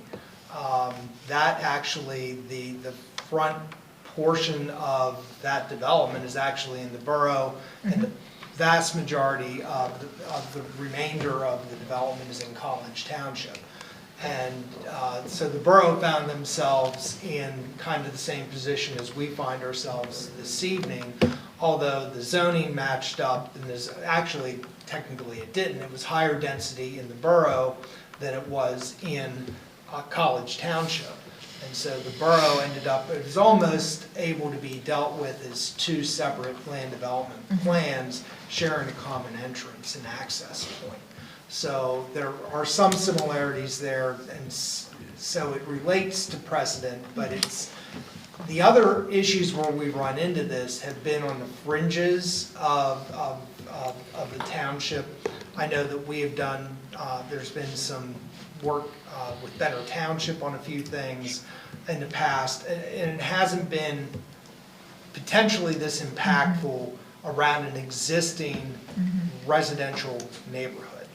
So that I don't believe that we have in terms of precedent. UAJA comes to mind. Well, UAJA comes to mind. Right. Also, if I could speak, I didn't give a presentation to you on what's going on at the borough and how we are addressing a lot of things. I'll tell you a few brief things already. We are doing a lot, and like the court lighting, it's going to be on motion sensors. It's going to be down to 25% illumination until somebody walks on the court. Then we've got the full illumination. After they're done, it shuts back down. That's not a requirement. We're doing that on there. The borough lights have to be off anyways from 6 p.m. to 11 a.m. So they aren't going to be on all night. No lights can be on at that point in time. The buffer yard is pretty extensive. It's being planted around the entire perimeter on that end also. The and also the court lighting, we could light it, if we lit it with 15-foot lights, yeah, it would not work well, but they're still gonna get the same indirect ground lighting on there, but we're also using black windscreens, black PVC coated fence, so it doesn't reflect the light to the neighbors, that'd be more direct light on there. And what else are we doing on there? Trying to think of doing one or two other things with regards to that. But there are things that we are doing. I think the biggest concern, and the residents did speak about this, was with the pickleball court noise. It's going to be the thing. Right. And that's something that, and they're aware that if it's going to be exceeding the noise levels, that, they're going to, confront the club regarding that. So, so the borough said, the borough, is aware of that, from that end of it. So, there's those things we've, from their end of it, but from our end of it, I think, we're doing a lot of things to minimize the impact. A lot of it, people just don't want things in their backyards, no matter what, too. So, you take that into account. So, but we're doing the best we can. The lighting wise, the illumination of property lines, we meet that. We'll render the maximums for that. So, a lot of it, we meet, and we're doing a little bit extra trying to minimize the impact. I have one last question, and then Yeah. I'll let it. The noise ordinance. Yeah. So if there's the noise will be generated in the borough, but heard in the township. Yeah. That's interesting, right? Yeah. So that's a problem. Well, that's, And whose ordinance, and are there differences in the ordinance? that is being checked, I think, by the solicitors. That has been asked already. Okay. Yeah. Because at the planning commission, that was discussed. Yeah, Yeah, that's a big so- one. So if I may just use that comment, right, as a catalyst to this, right? There's things being checked, there's things underway at the borough. I just feel like I fully, right, within the NPC, yeah, I would vote on this, but being that it's totally surrounded by College Township and their process isn't done, I feel like I would like to sit on this until that's fully vetted out. And, where can we stand? I mean, You know, it's the that- ordinance, pretty much except for the zoning variance for the light height. Everything else, I think, is pretty in good shape with the ordinance in the borough. It's just a variance for that. So all that is more after, if issues arise, how will they be addressed? That's what, with the lighting. It's, mine's a process issue, right? Understood. And Yeah. let me, I'm gonna ask Mark here. Mark has attended the initial zoning hearing in the borough. I Mark is also in the- have some experience with noise ordinance in both the borough and in College Township, as well as, this really is a gray area. I can tell you, based on noise ordinances, and you will probably find that the borough can't really even use their noise ordinance because of the things that are based on decibels. College Township has a noise meter, the borough police have a collection of noise meters. They can be certified, calibrated. However, in my time as an employee of the borough had gone to encouraging party complaints to be enforced under the borough's noise ordinance.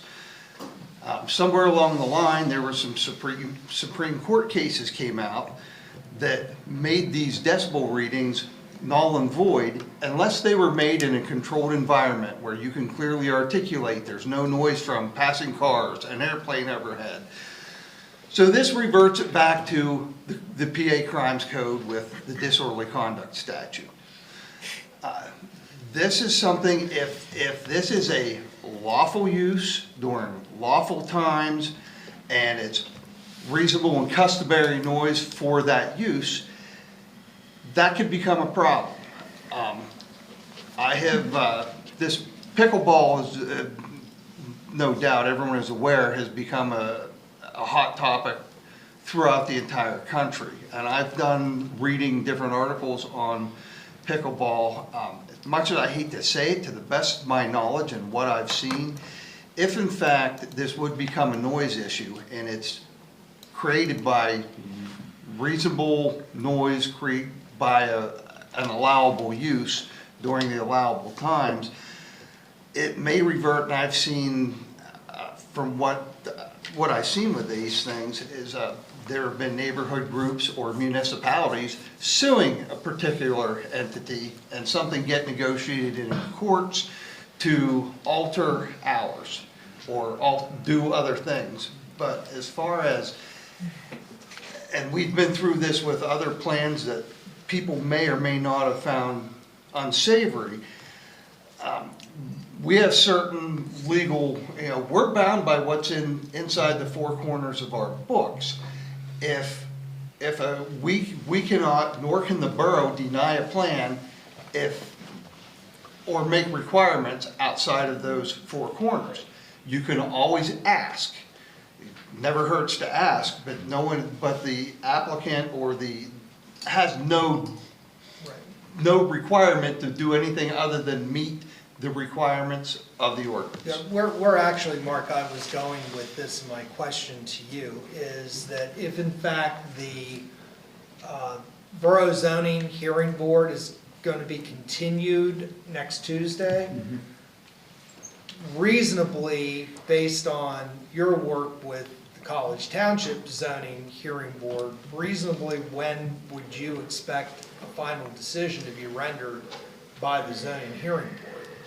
I'm not sure how they operate, but under the municipality's planning code, I believe they have, is it 30 or 60 days from the hearing to actually render their decision. And the reason I was asking that was because I think your question was the potential to table this evening, perhaps pending complete resolution of the issue that is being evaluated by the State College Borough Zoning Hearing Board at this time. And understanding our latitude in how long we can table it, right? Well, there's the other thing too, and I'm not sure what the timetable looks like here on the approval for this plan, about how much latitude you have for a potential delay or potential to take action on this. Did you have something? Yeah. However, the developer can always grant us additional time, correct? But what, could I just ask, what good would the tabling it do with regards to, I mean, if the variance doesn't go through, they can still, even though it won't be lit as well, and correctly with 15-foot lights rather than 20-foot. Mark, I think the only thing that I would say to you is that the location and description here and what we're able to comment on was perhaps it wasn't as appreciated by members of council as perhaps as well as it should have been, is exactly where it's located and how it may ultimately impact some of our actual residents. In terms of a final outcome, in my opinion, I have very little doubt that there's going to be much change in what ultimately happens here at College Township Council relative to a vote based on our obligations under the MPC. I agree. It's not going to do much, so it's up to you. You're the council. So. And again, our obligation is based solely on what is within College Township.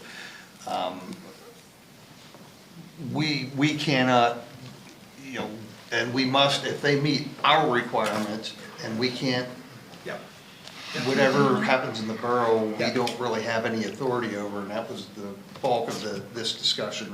Yeah, and that was also made very clear at PC as well. Matt, I know that you're here as well, and I know that was the PC understood what latitude that they really had relative to recommending the approval of the plan.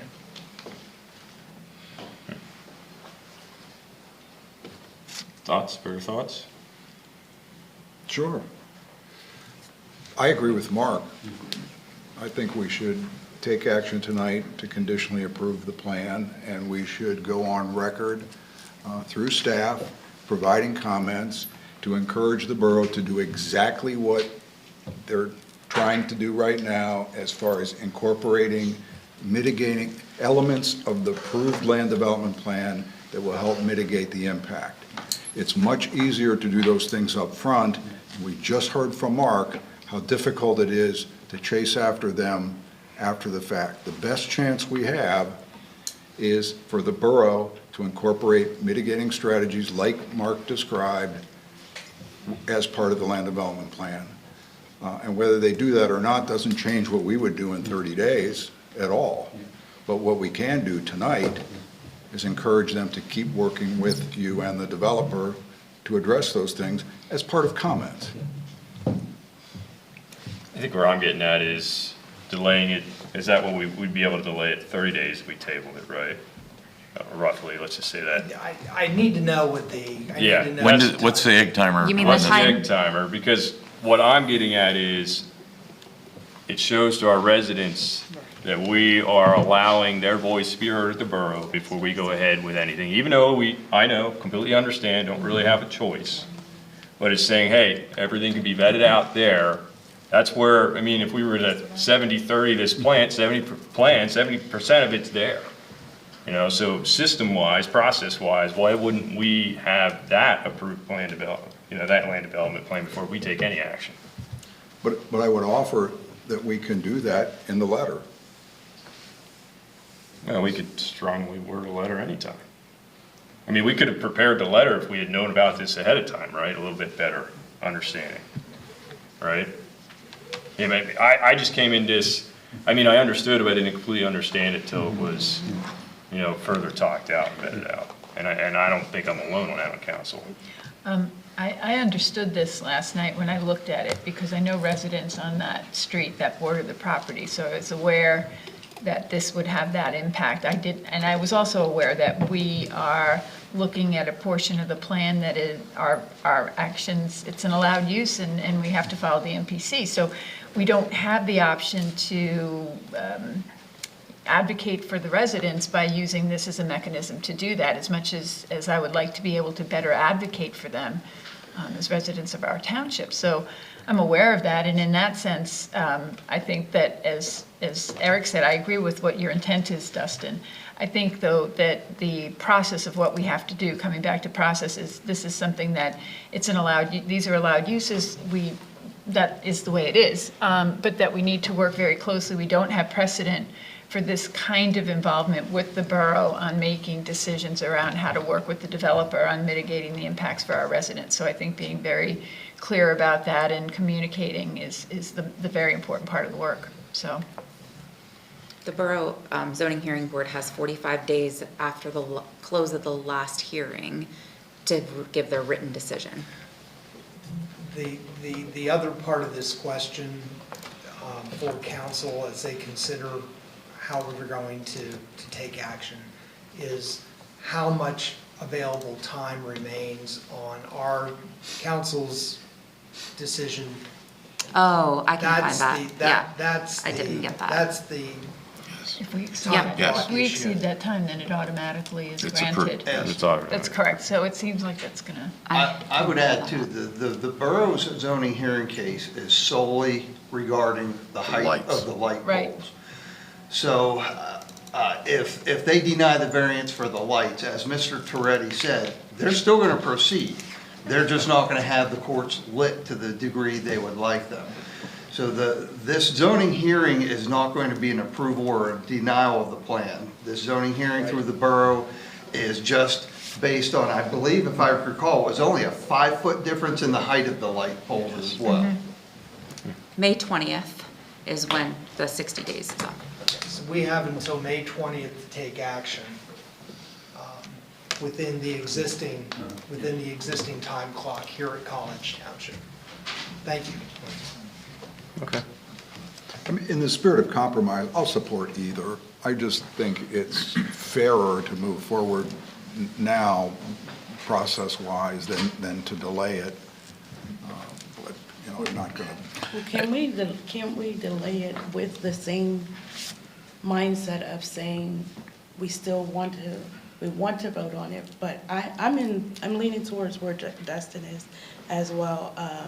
I want to have a full thought-out plan, and even if we can't change it, I still feel like for our constituents, that would be best. But can't we say, we're not gonna make a move on it, but also say, you know, this is, state the reason why, and try to advocate for that. I know it's gonna happen either way, but I still feel like I'm leaning towards waiting until it's a thought-out plan and everything's in, now all the Ts are crossed and the Is are dotted. That's just how I feel. But can we move forward with still stating that we're in support with making the changes or what have you? It's a question. I'm not quite clear what changes. Well, I'm assuming, Tracy, you're referring to staff comments being submitted. Yeah. You know, those kinds of things. Even, so if in fact, to paraphrase, if in fact we were to temporarily delay taking action on the plan that's before you tonight, could staff in the interim actually go ahead and draft those concerns and then forward those onto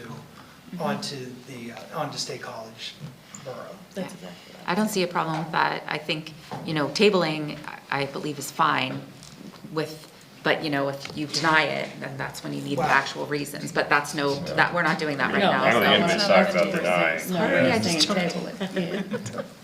No. I'm just looking in the MPC and that popped in my head. Okay, Rich? I can support tabling it in support of my peers.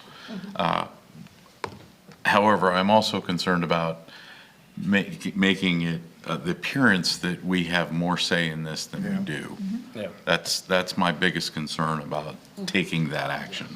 I do understand, yeah, there might be something else that comes out over the next, before May 20th or whatever, but it isn't going to change our role in this and everything. And so I just don't want to make the appearance that we have a bigger say in this than unfortunately we do.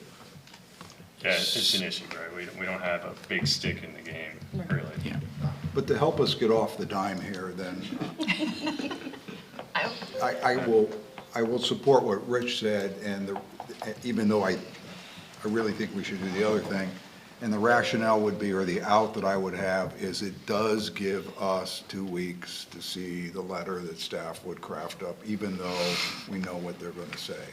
So that would give me at least the rationale for supporting the delay, even though I don't, that's not my favorite approach. Well, and we could, you know, on record say, you know, it gives our residents further time to send in their comments, and we'll try to incorporate that, you know, into the letter. Okay, but they already have that under the borough's process. Now, they might not know, though, because they don't live in the borough.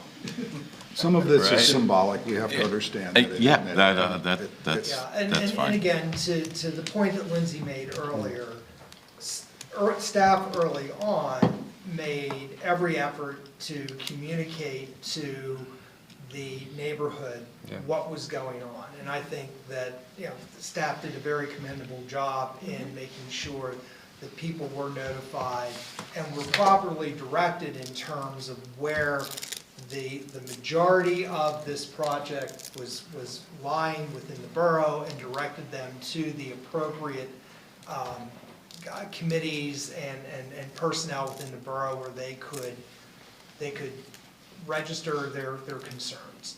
So from that standpoint, I think that we as College Township as a whole, from the government perspective, we've done our due diligence relative to that.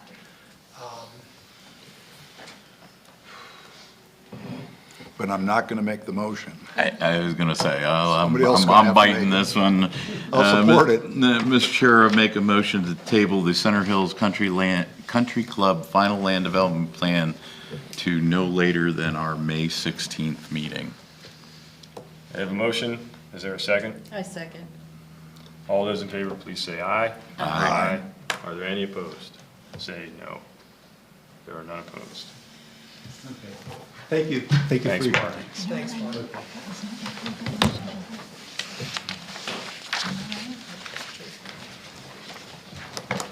We haven't had a meeting go this long for a while, have we? Okay, finally, to the manager's report. See, it's not me. Quickly, a couple of things I did want to point out. By this time, we had anticipated with respect to the solar power purchasing agreement that we would be reviewing final contracts and actually making motions in order to execute. There are still a number of loose ends that are being tied up. Betsy Dupuy, who represents Center County, as well as two other townships that are participants in the solar power purchasing agreement, has taken the lead on tying those up with the providers' attorneys. And we hope within the next 30 days or so that we actually reach that goal of having documents to review and to approve for the execution of our participation in the solar power purchasing agreement. So as we have been doing for quite some time, stand by, it's coming. So there's that. The other thing I wanted to do was, again, to acknowledge the fact that College Township did receive notification that it will receive $500,000 in multimodal transportation funding for the Path Campus project.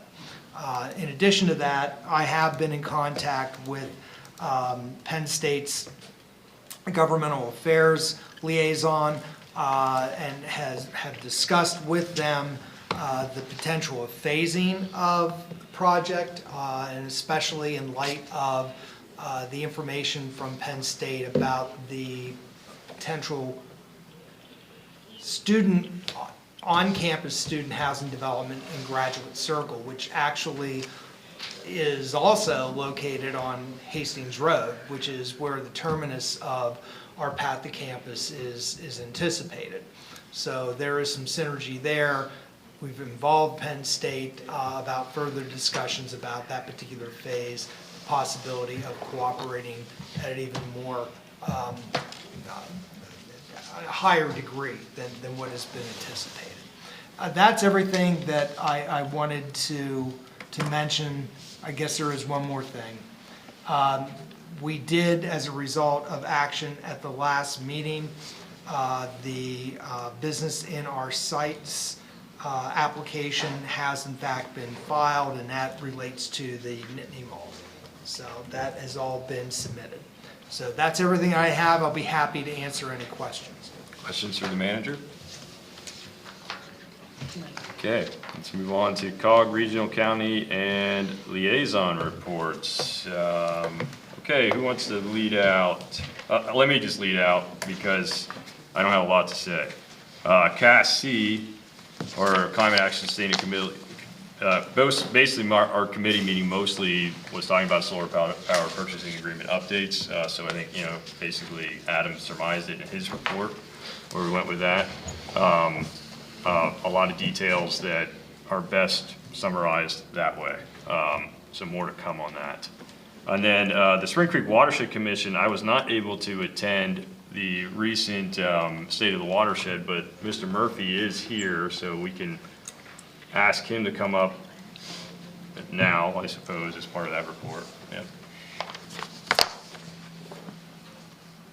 My name is Lee Murphy. I'm the township's alternate representative to the Spring Creek Watershed Commission and the secretary of the commission. Dustin just asked me to run through some of the activities of the commission. I'll try to be brief. It's late. Anyhow, we had a very successful authorities meeting, late February. I won't go through the agenda, but it was a good meeting, getting together and explaining to the authorities what the commission was doing and learning, and us to learn from the authorities as to what they had going on their agenda. I think it was late March, might have been March 20th, that we had an executive meeting and we did not have a quorum. So it was a very short meeting, ended early. So we're going to work on better attendance at that kind of meeting. Then we had 2 meetings to prepare for the State of the Watershed event, a really amazing event held at the Armory in Bellefonte. And the idea was to come to a conclusion and share information about, well, just how are we doing as a watershed. We had about between 40 and 50 people there. It was a really interesting, diverse group. I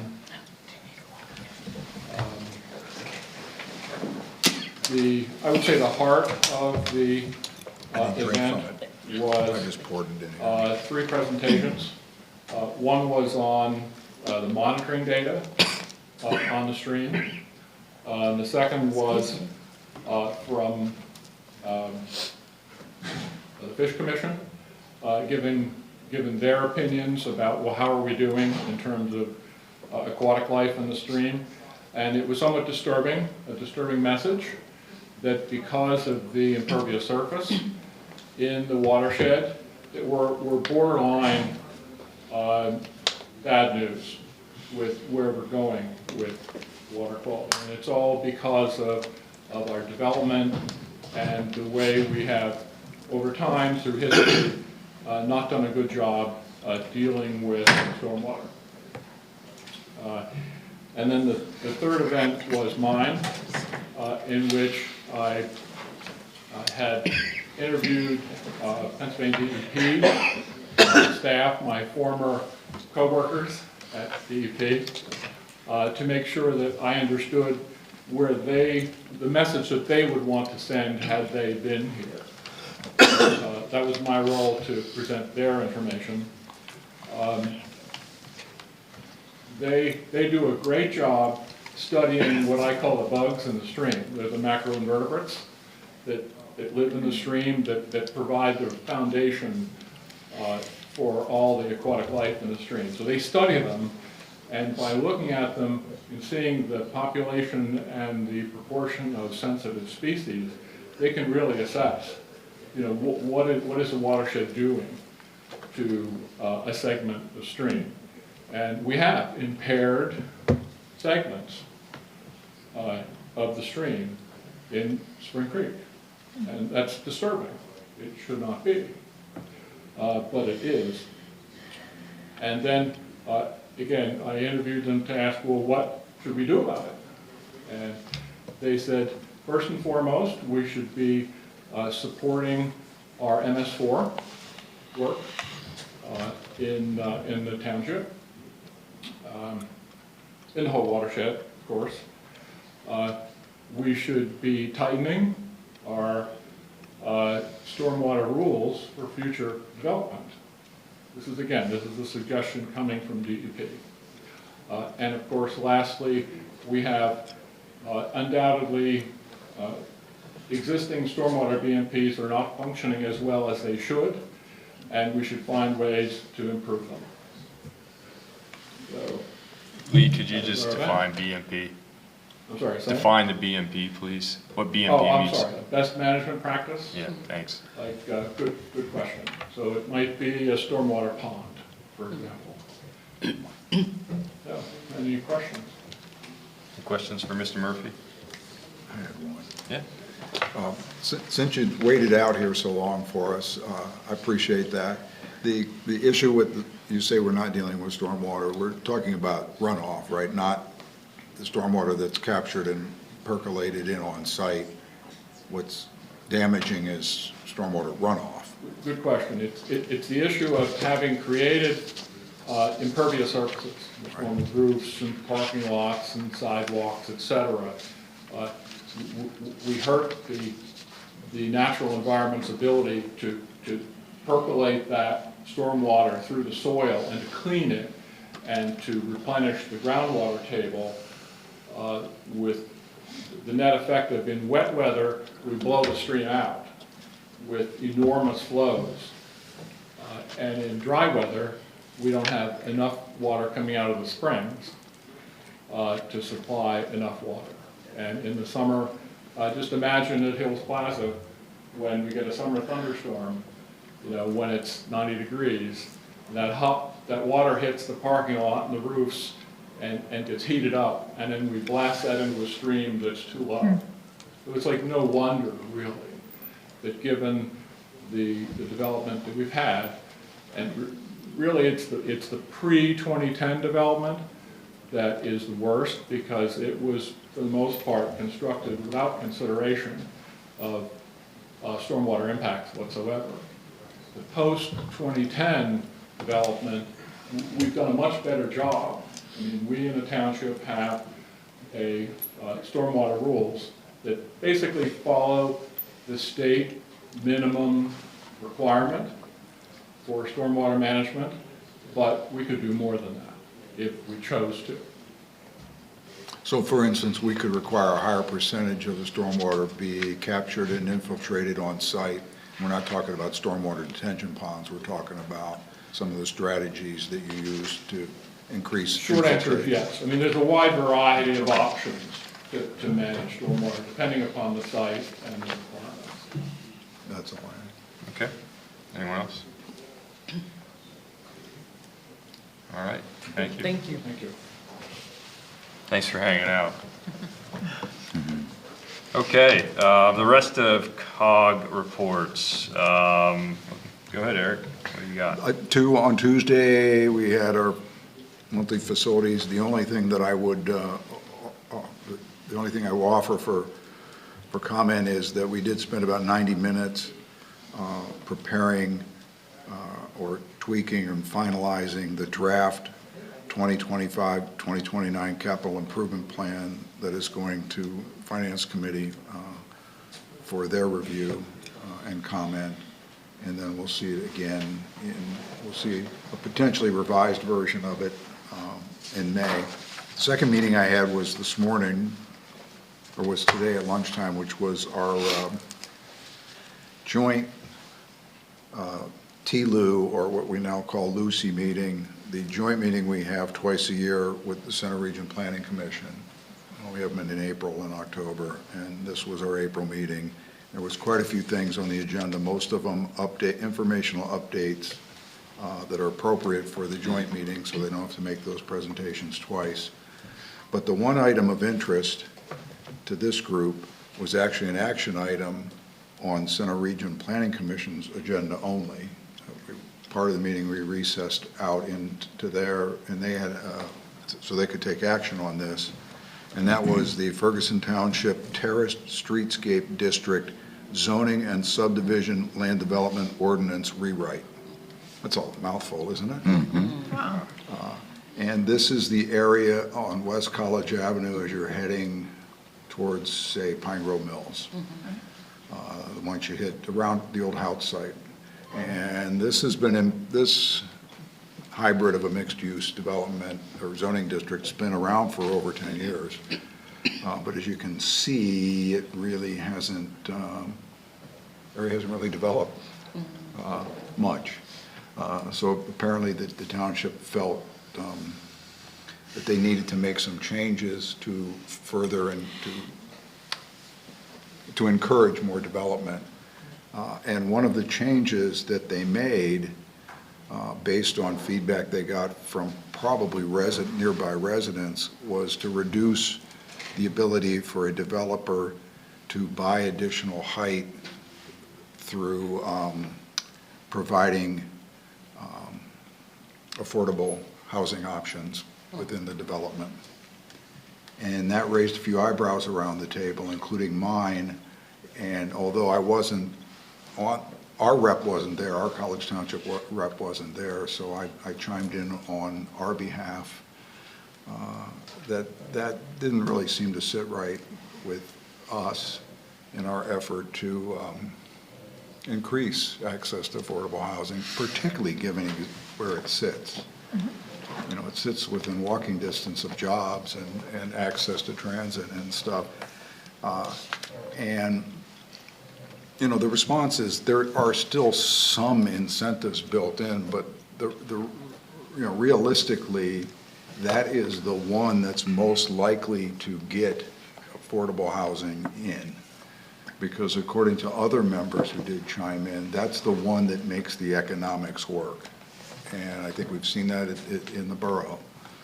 So unfortunately, we feel the loss of that probably seriously decreases the likelihood they're going to get any affordable housing in there, and that's just based on the experience regionally that we've seen already. Height is the carrot you have to really offer for them to make it work financially, which is a shame. But the action was really just to offer those comments. There's no approval or denial, it's just because it's a zoning ordinance change, that it goes to Center Region Planning Commission for comments. So those were primarily the comments. Okay. That's it. Thank you. Tracy? We had a HR meeting yesterday and spent majority of the meeting talking about the salary. And there was a lot of concern around the cost of living that hasn't increased since like 2020-ish, like right before the pandemic. So the concern was that it wasn't being considered and it just increased like roughly like within $5 for the staff. So there was a lot of concerns. It was not a unanimous vote and on the approval of the plan. So, but it went through. Yeah. So what was the approval then? To go ahead and accept the proposed 5-year plan for the staff to get paid on those levels. There.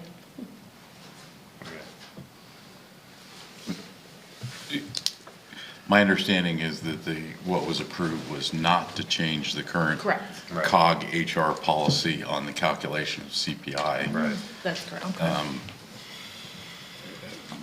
You may not have had a chance to read it today, but I created a background document because we have so many new finance committee folks, that I created a background document and sent it to the finance committee. But since inside baseball, I sent it to all of our folks to, lay out how we got there. And the big points are COG's the only one calculating it the way they are. Right. And 2, we just went through a compensation study that, oh, wait a minute, we're gonna pay what? Well, we need to change that. And the finance committee said, no, this is the policy we have. If you want it to change, it needs to go through the correct process. The executive committee actually pushed it to HR before even they approved the finance committee's recommendation that it should be looked at and everything. So, and it's at least the 3rd time that HR has looked at it and not taken action, and that I know of in my time, and it's just time. It's just time. So finance we'll have a discussion, we'll get a presentation next week at their meeting, and we'll see where we go there. If I had to suggest, I think we'll be asking executive committee to think about putting it on a general forum agenda to fully talk about it. Okay. Okay. Anything else, Rich? Or was there anything else? That was just No, that was just on HR. Is there anything else you had, Tracy? We spent the whole meeting talking about that. I do have, for finance meeting, Yep. since I know the guy that does the agenda, there's rumor that, for those not aware, the parks loan that we refinanced and then took an additional draw from, I think it was last December, and everything, that loan had a 3-year draw period, and believe it or not, it's expiring this June. So there is movement to ask the lender for an extension of that draw period, which it appears the lender is receptive to. The concern for me becomes that it's being tied to a pavilion project at Whitehall, which I don't have an issue with personally, but there's two issues. There's specific language on the draw that the draw can't be used for pavilion, number one, that needs to be overcome. And number two, my take of College Township's previous guidance was Hess is next. And so based on that, I'm feeling that I'm going to be challenged to vote next week. And so I guess I'm asking for, do I get new guidance, or is that still the guidance?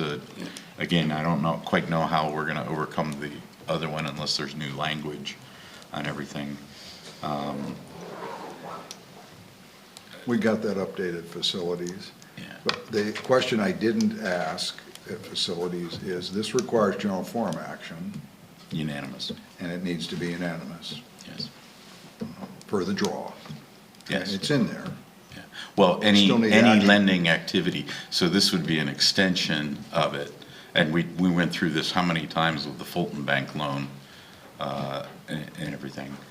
But that still is an action on a lending item, which I believe requires unanimous. And it's not to pay for the entire pavilion, it's to pay the difference between the money that's been raised, I think, if I understood it correctly. It's to cover the difference between what it's going to cost and what they've, Towards a local match. They want to apply for a grant, yeah. and they have donor money and everything, and it could be used for that. So it's not, it wouldn't be enough to do what we wanted to do at Hess. So it's more, I don't want to say symbolic, but it's important that we get that clarification that you're asking for, because regardless of the amount, we didn't put an amount on our restriction that the next draw, we need to deal with Hess. Yeah. Because my understanding is the draw will be far less, unless I got my numbers wrong, the draw or the money needed to complete that will be less than what we would need for Hess. Oh, yeah. Yeah, by a lot. Right, but they can apply for grants for Hess, and this could go towards a local match and all that kind of stuff. So you have those, but I don't want to confuse, well, actually, the original discussion was to try and do a draw by June. And my personal take is that won't be supported out of the general forum. Again, it has to be unanimous and everything. So then the suggestion was to go the extension route to allow the opportunity to build the argument or support or case or whatever for whatever project and everything. Just for clarity, we are talking about a pavilion at Whitehall Road Regional Park. Yes. Yes, okay, I think for the listening audience, I think that, I don't know that came out. Oh, I just- okay, that's fine. all. Was that part of the original plan? It was part of the original land development plan. It had to be removed because of not enough funding. And then the draw, when the park went over budget and we sought the additional draw on the reserved portion of the original financing, there was restrictive language placed on that it couldn't be used for irrigation and it couldn't be used for pavilion. So That was to get everybody on board. yes, and that was for that draw. Now, this is a new draw that could not have that language, but the same people that asked that language be put on are still part of the unanimous vote. So from my standpoint, I mean, I have some procedural concerns, but more so I feel my last marching orders were Hess next. And so for me to vote in favor of anything that supports other than that, I feel like I need council's consensus. And just for a little bit of context, what you're referring to is modern bathroom facilities at Hess. And what was in the draft capital improvement plan that we have forwarded to finance that you may not have seen yet is $600,000 in 2026, I think, to put in. They have a name for it, but it's a self-contained. It is. Flush toilet. It's a great product, system. potential product that could be moved elsewhere if needed and all that kind of stuff. But right now, that's $600,000 of local share money we used to build that. Yes. And what we're talking about here is the desire from the local elected officials to see some movement from staff to access grant money or to use some of the approved funds to tackle that now versus 2 years from now. Sure, I mean, the amount that's there currently could be used for some of the design and preparatory work. Right, It could because be they said used they as a still have to local put a pad mat. in. There still Yep. has to be a Yep. foundation put in Yep. on top of Yep. the cost for the unit itself. Right. Right. Okay, well, thoughts? Who's ready to give their thought? I'm with Hess Next. What about you? Yeah, well, and then I think we should consult with our Harris Township friends in Harris too, because they're on the finance committee. Yeah.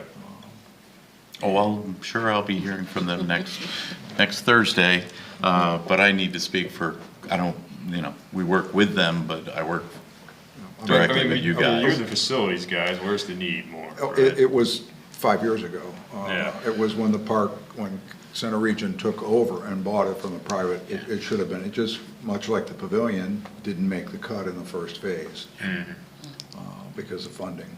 Yeah, my preference would be, we'd not try to figure out what we've been trying to decide for 5 years in 1 month. And that but we extend with a list of projects Priorities, yeah.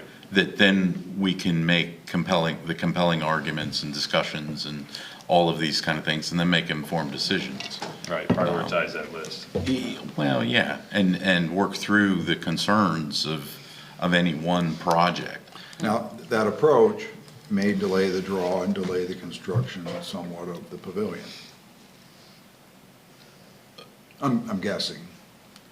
Sure, but the pavilion's based on other money that doesn't exist yet. And I'm just being devil's advocate. No, I agree. I don't disagree, but the current But I draw support amount that. isn't gonna get the pavilion done either. That's the concern there. In particular, I don't know any other way to say it, I think they're being overly optimistic on the cost of the proposed pavilion, as we just talked about it earlier about the Spring Creek restrooms. Yeah, the same thing we shared about Hess Field, the cost. But kudos to staff for what they have that they're looking at right now. It could very well fit the bill within the funding that they've indicated and everything. So you asked me, and I support what Rich is hinting at here,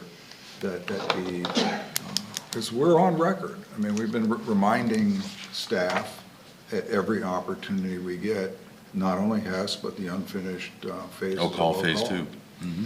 So it's not inconsistent with what we've been saying all along, and we're not really trying to be Debbie Downer here, because we're giving them the opportunity as long as we've tied this into to the Hess improvements.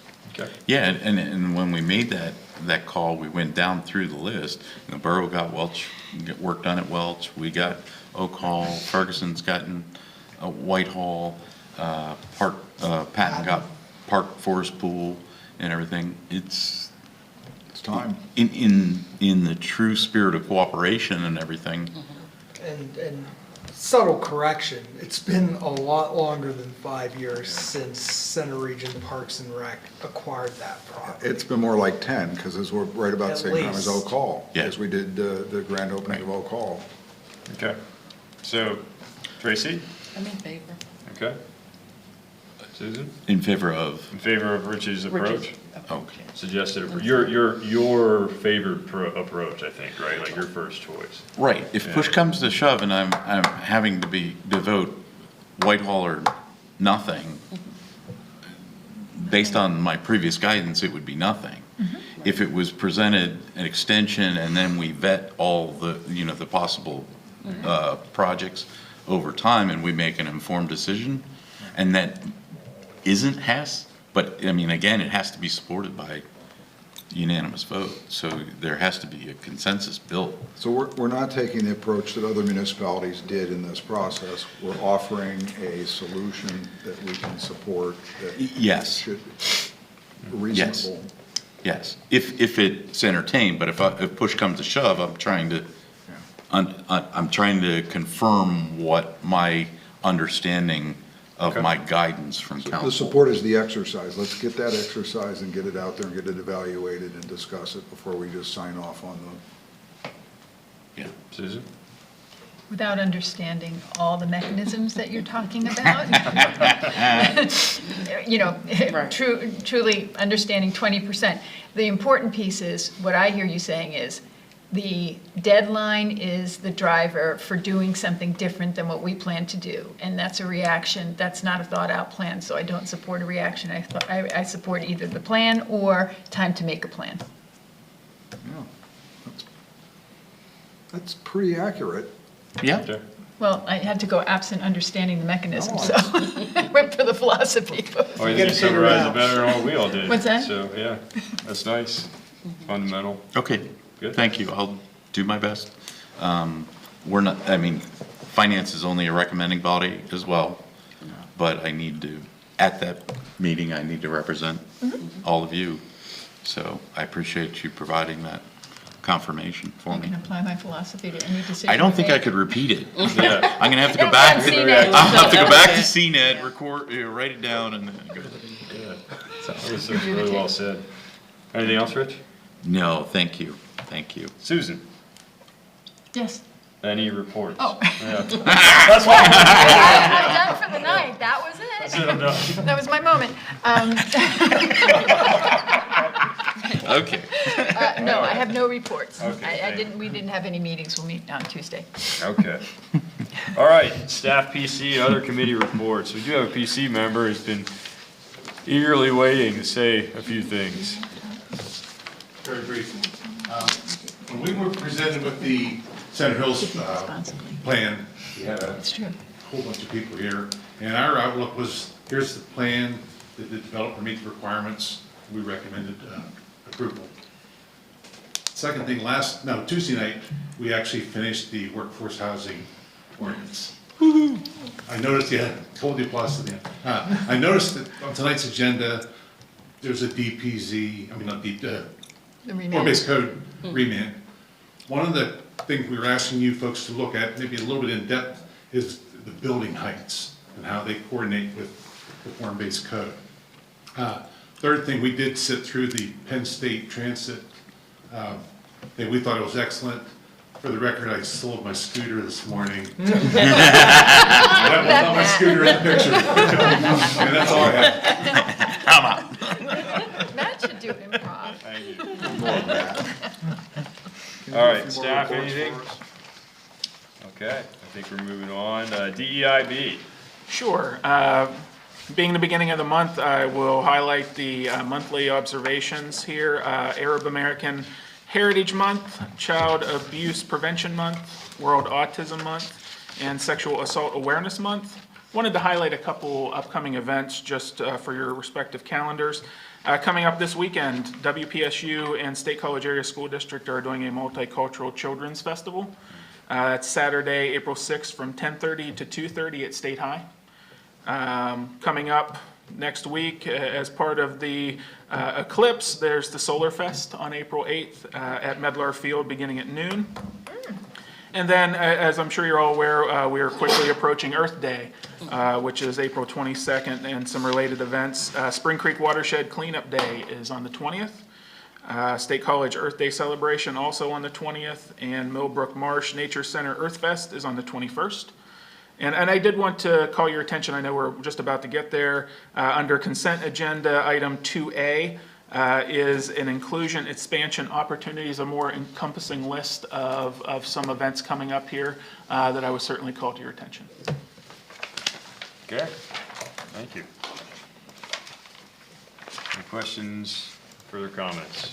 Now we'll move on to the consent agenda. Tonight's consent agenda consists of CA1, the minutes and the approval of our March 21st, 2024 regular meeting. CA2 includes correspondence and receipt and approval of an email from Daniel Materna dated March 21st regarding the casino.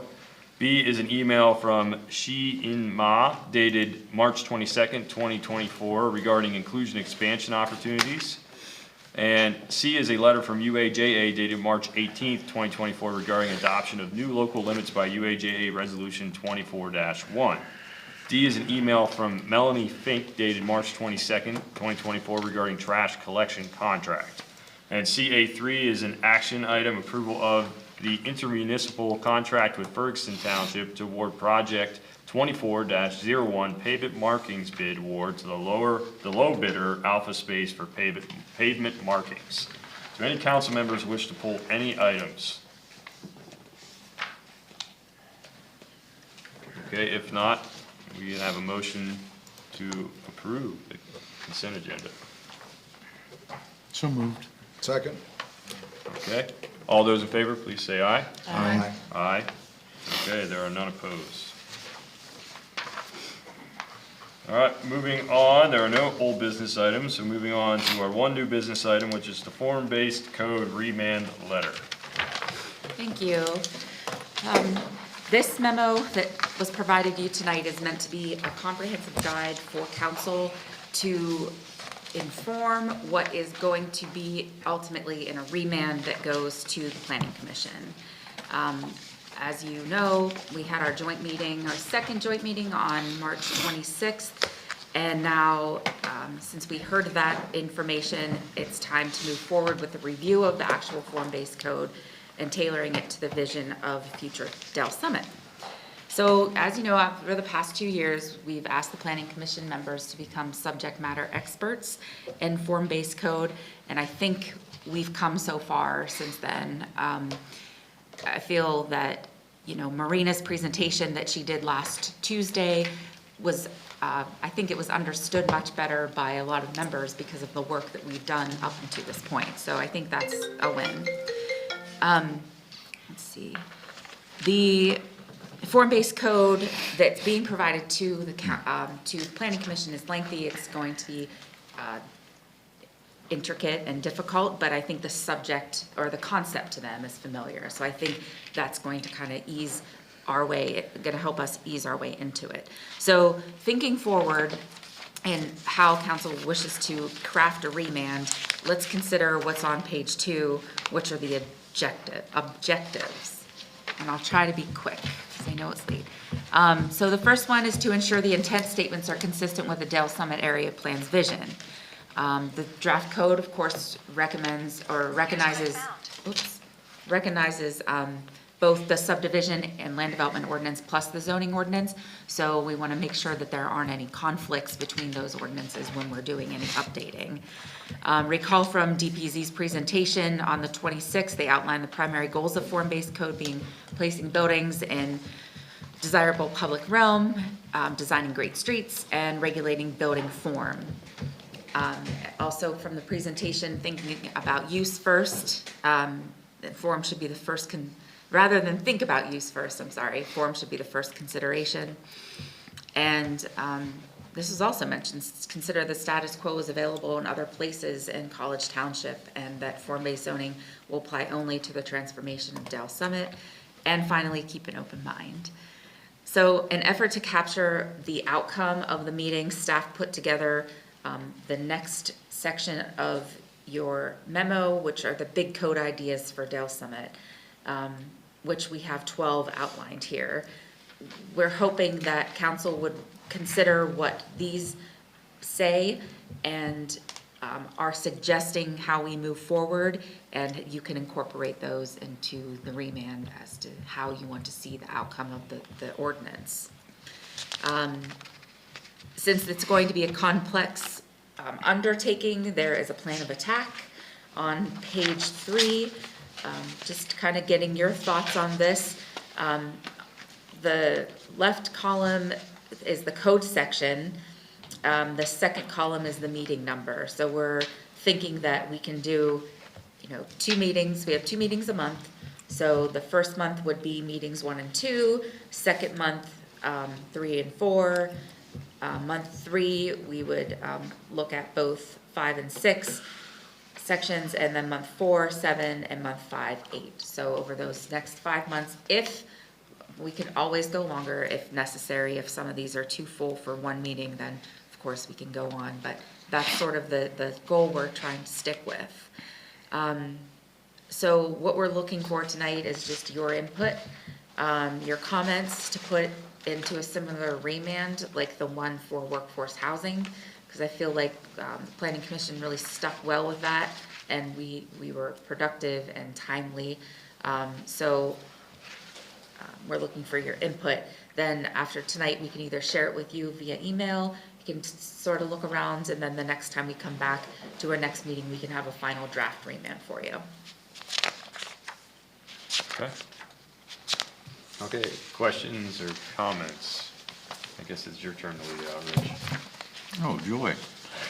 I have to admit, I was a little confused when I started into the item because it's to the planning commission, through the manager, from council, and then, Oh, gosh. and then as we walk down through We all missed that. the bottom of page 1, then we're talking about council. So we're looking to provide feedback towards a draft. This That's is not the draft, okay. The idea here was to use this memo, this agenda memo, as the jumping off point for council to develop Yep. the actual remand. Right, And so that's the intent. great. But when I started off, I was thinking that I was preparing a draft remand, I so gotcha. that's why the I top gotcha. is a little. Yep, okay. We're all on the same sheet now. Okay. And I'm good with the items that you're listing, objectives. I think that's important. The big code ideas, get those out on the table. Schedule is important. The only thing, the big thing, I think I've said it many times, standard, not time, get it to standard, not time, but don't get paralyzed by perfection. It's gonna be better than what we have today. Okay. A balance of the investment of time, but not to there's no way we can cover every what if. Of course, we just Yeah. have to play it out once it's finished and then check those. Right, so that kind of feedback to planning commission, I think, is important. I think you hit it right on it in your conclusion and everything, that we've gotten better at this. Oh. And we can continue along those lines. Okay. One of the things that I would throw out that I think we need to have some dialogue about is Lindsay has presented, in my opinion, it's probably a little aggressive, but Yeah. has presented a very thorough outline here and presumably very doable. But the question that I would ask council is, this is how the planning commission is going to eat the elephant. How does council want to eat the elephant? And by that I mean, for example, does council want some of these, let's just say they take the first month, and planning commission does in fact accomplish work task 1 and work task 2. Does council want to see the work that's been done by planning commission as they continue into 3 and 4 and others? Do you want to see that soon after, or are you waiting, would you prefer to wait to have it all at one time? I think that is a really important piece of the conversation for council tonight. Rich? I would only offer the process that we're trying to use in the Parks Governance Special Committee. We intentionally are bringing back to the general forum at prescribed points to make sure that we're on the same sheet, so that we're not wasting each other's time, spinning our wheels and everything like that. And so from that standpoint, I think there probably are some valid checkpoints. Is it every section? I don't know that. I would actually probably put it to the planning commission to tell us where they would like to hear us say, you're on the right path. Yeah, it's part of the remand letter, like build in checkpoints to come back. Yeah, Okay. yeah. It's a good idea. And then, even in the, look at the I like being aggressive in everything and that, but let's bounce it with realism from our planning commission, because no, we need at least 2 weeks or 2 meetings for that, or 3 meetings for that, or whatever like that. And rather than us tell them, how much, what do they see based on their being the subject matter experts that they need for those kind of things. And again, it's just it's a guideline, but I think you should have one. I think we all should. Staff needs that. Planning commission needs that. We need that, because by the way, the rest of the business of the township isn't going away while we're doing this. So, but that's just my thoughts. Okay. Thanks. Susan? I think I'm glad you brought that up, Adam, because yes, I think trying to get all this done and then reviewing it and then sending it back and having comments would be just too much. It would be painful. And I think a lot of what gets decided in the first, correspondence or discussion will inform all the things to come next, because it become more clear to all of us as we move through the process what the intent is and whether we're meeting the intent. And I think, looking at this, Matt, you just brought up a question with, specific around heights and, looking back at form-based code, table 8, and there's different tools in form-based code. And that seems specific for the remand letter to speak to something that specifically. It would come out of that conversation that we would have. And I just think, keeping the Dale Summit Area Plan vision statement first and foremost all the time and reviewing that over and over again, and are we meeting all the elements, because it's so comprehensive and it really speaks to how to best answer those questions. And this is something that is developed out of, I think going back, to the Citizens Action Committee, and so this is historical too, so, yeah. And I couldn't find my copy of the workforce ordinance remand letter, but that was a sort of a turning point for us in terms of how we presented the remand letter. But this is such a much bigger thing than rewriting the intent and purpose statement of the ordinance. So having the chance to look at this after you take a stab at drafting it will be very helpful. So thank you. I think what part of it too, we included at every PC meeting the remand, and we went through it each time. Like, did we do this? Did we do this? So I think as long as we stick to that pattern, it doesn't have to be exactly the same. The challenge is, I think the remand will be somewhat high level, only because we don't know the specifics to bring it down to a more specific, sort of like we did with the workforce housing ordinance. So my observations. Yeah, and by the way, the intent here tonight is in fact to take council's comments and for staff to go back, work on a draft to present back to council for, punching it up and possibly approval. Tracy? I don't know enough to make a decision. Okay. Eric? Yeah, I'm glad you brought that up, because I really didn't know what was being asked of us in this. It wasn't really clear to me. But I agree with what Rich and Susan said. I think that's a good starting point for council, is to make that decision, and for all the reasons that Rich noted. And I would offer just 2 further comments. One, we use Marina, is that her name?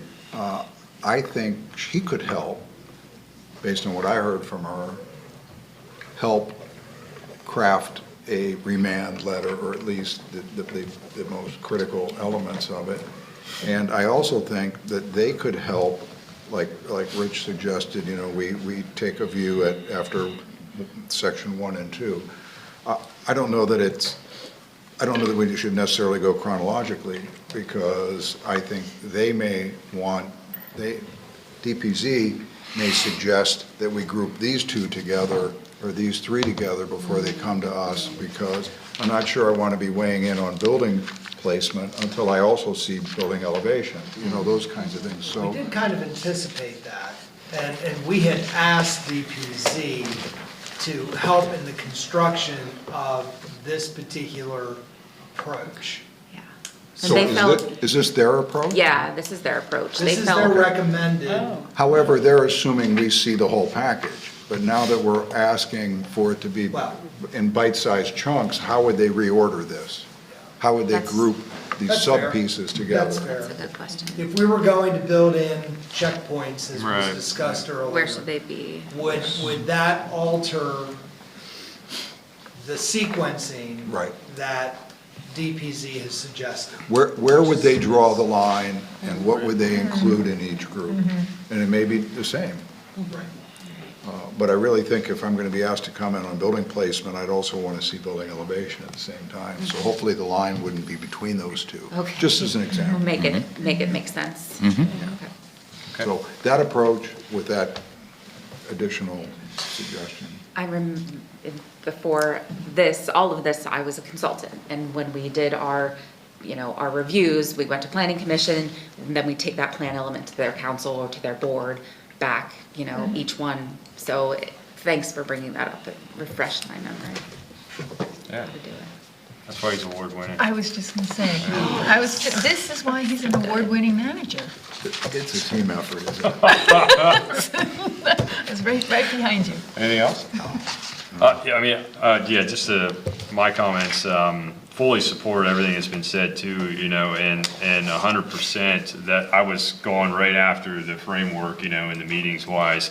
And my only thing would, I push back to, if we ask PC within our remand, when's a good checkpoint, or, back to DPZ, when's a good checkpoint, I would further ask is, are some of those checkpoints potential for a joint meeting even, right? Collaborative effort. Yeah. And that type of review.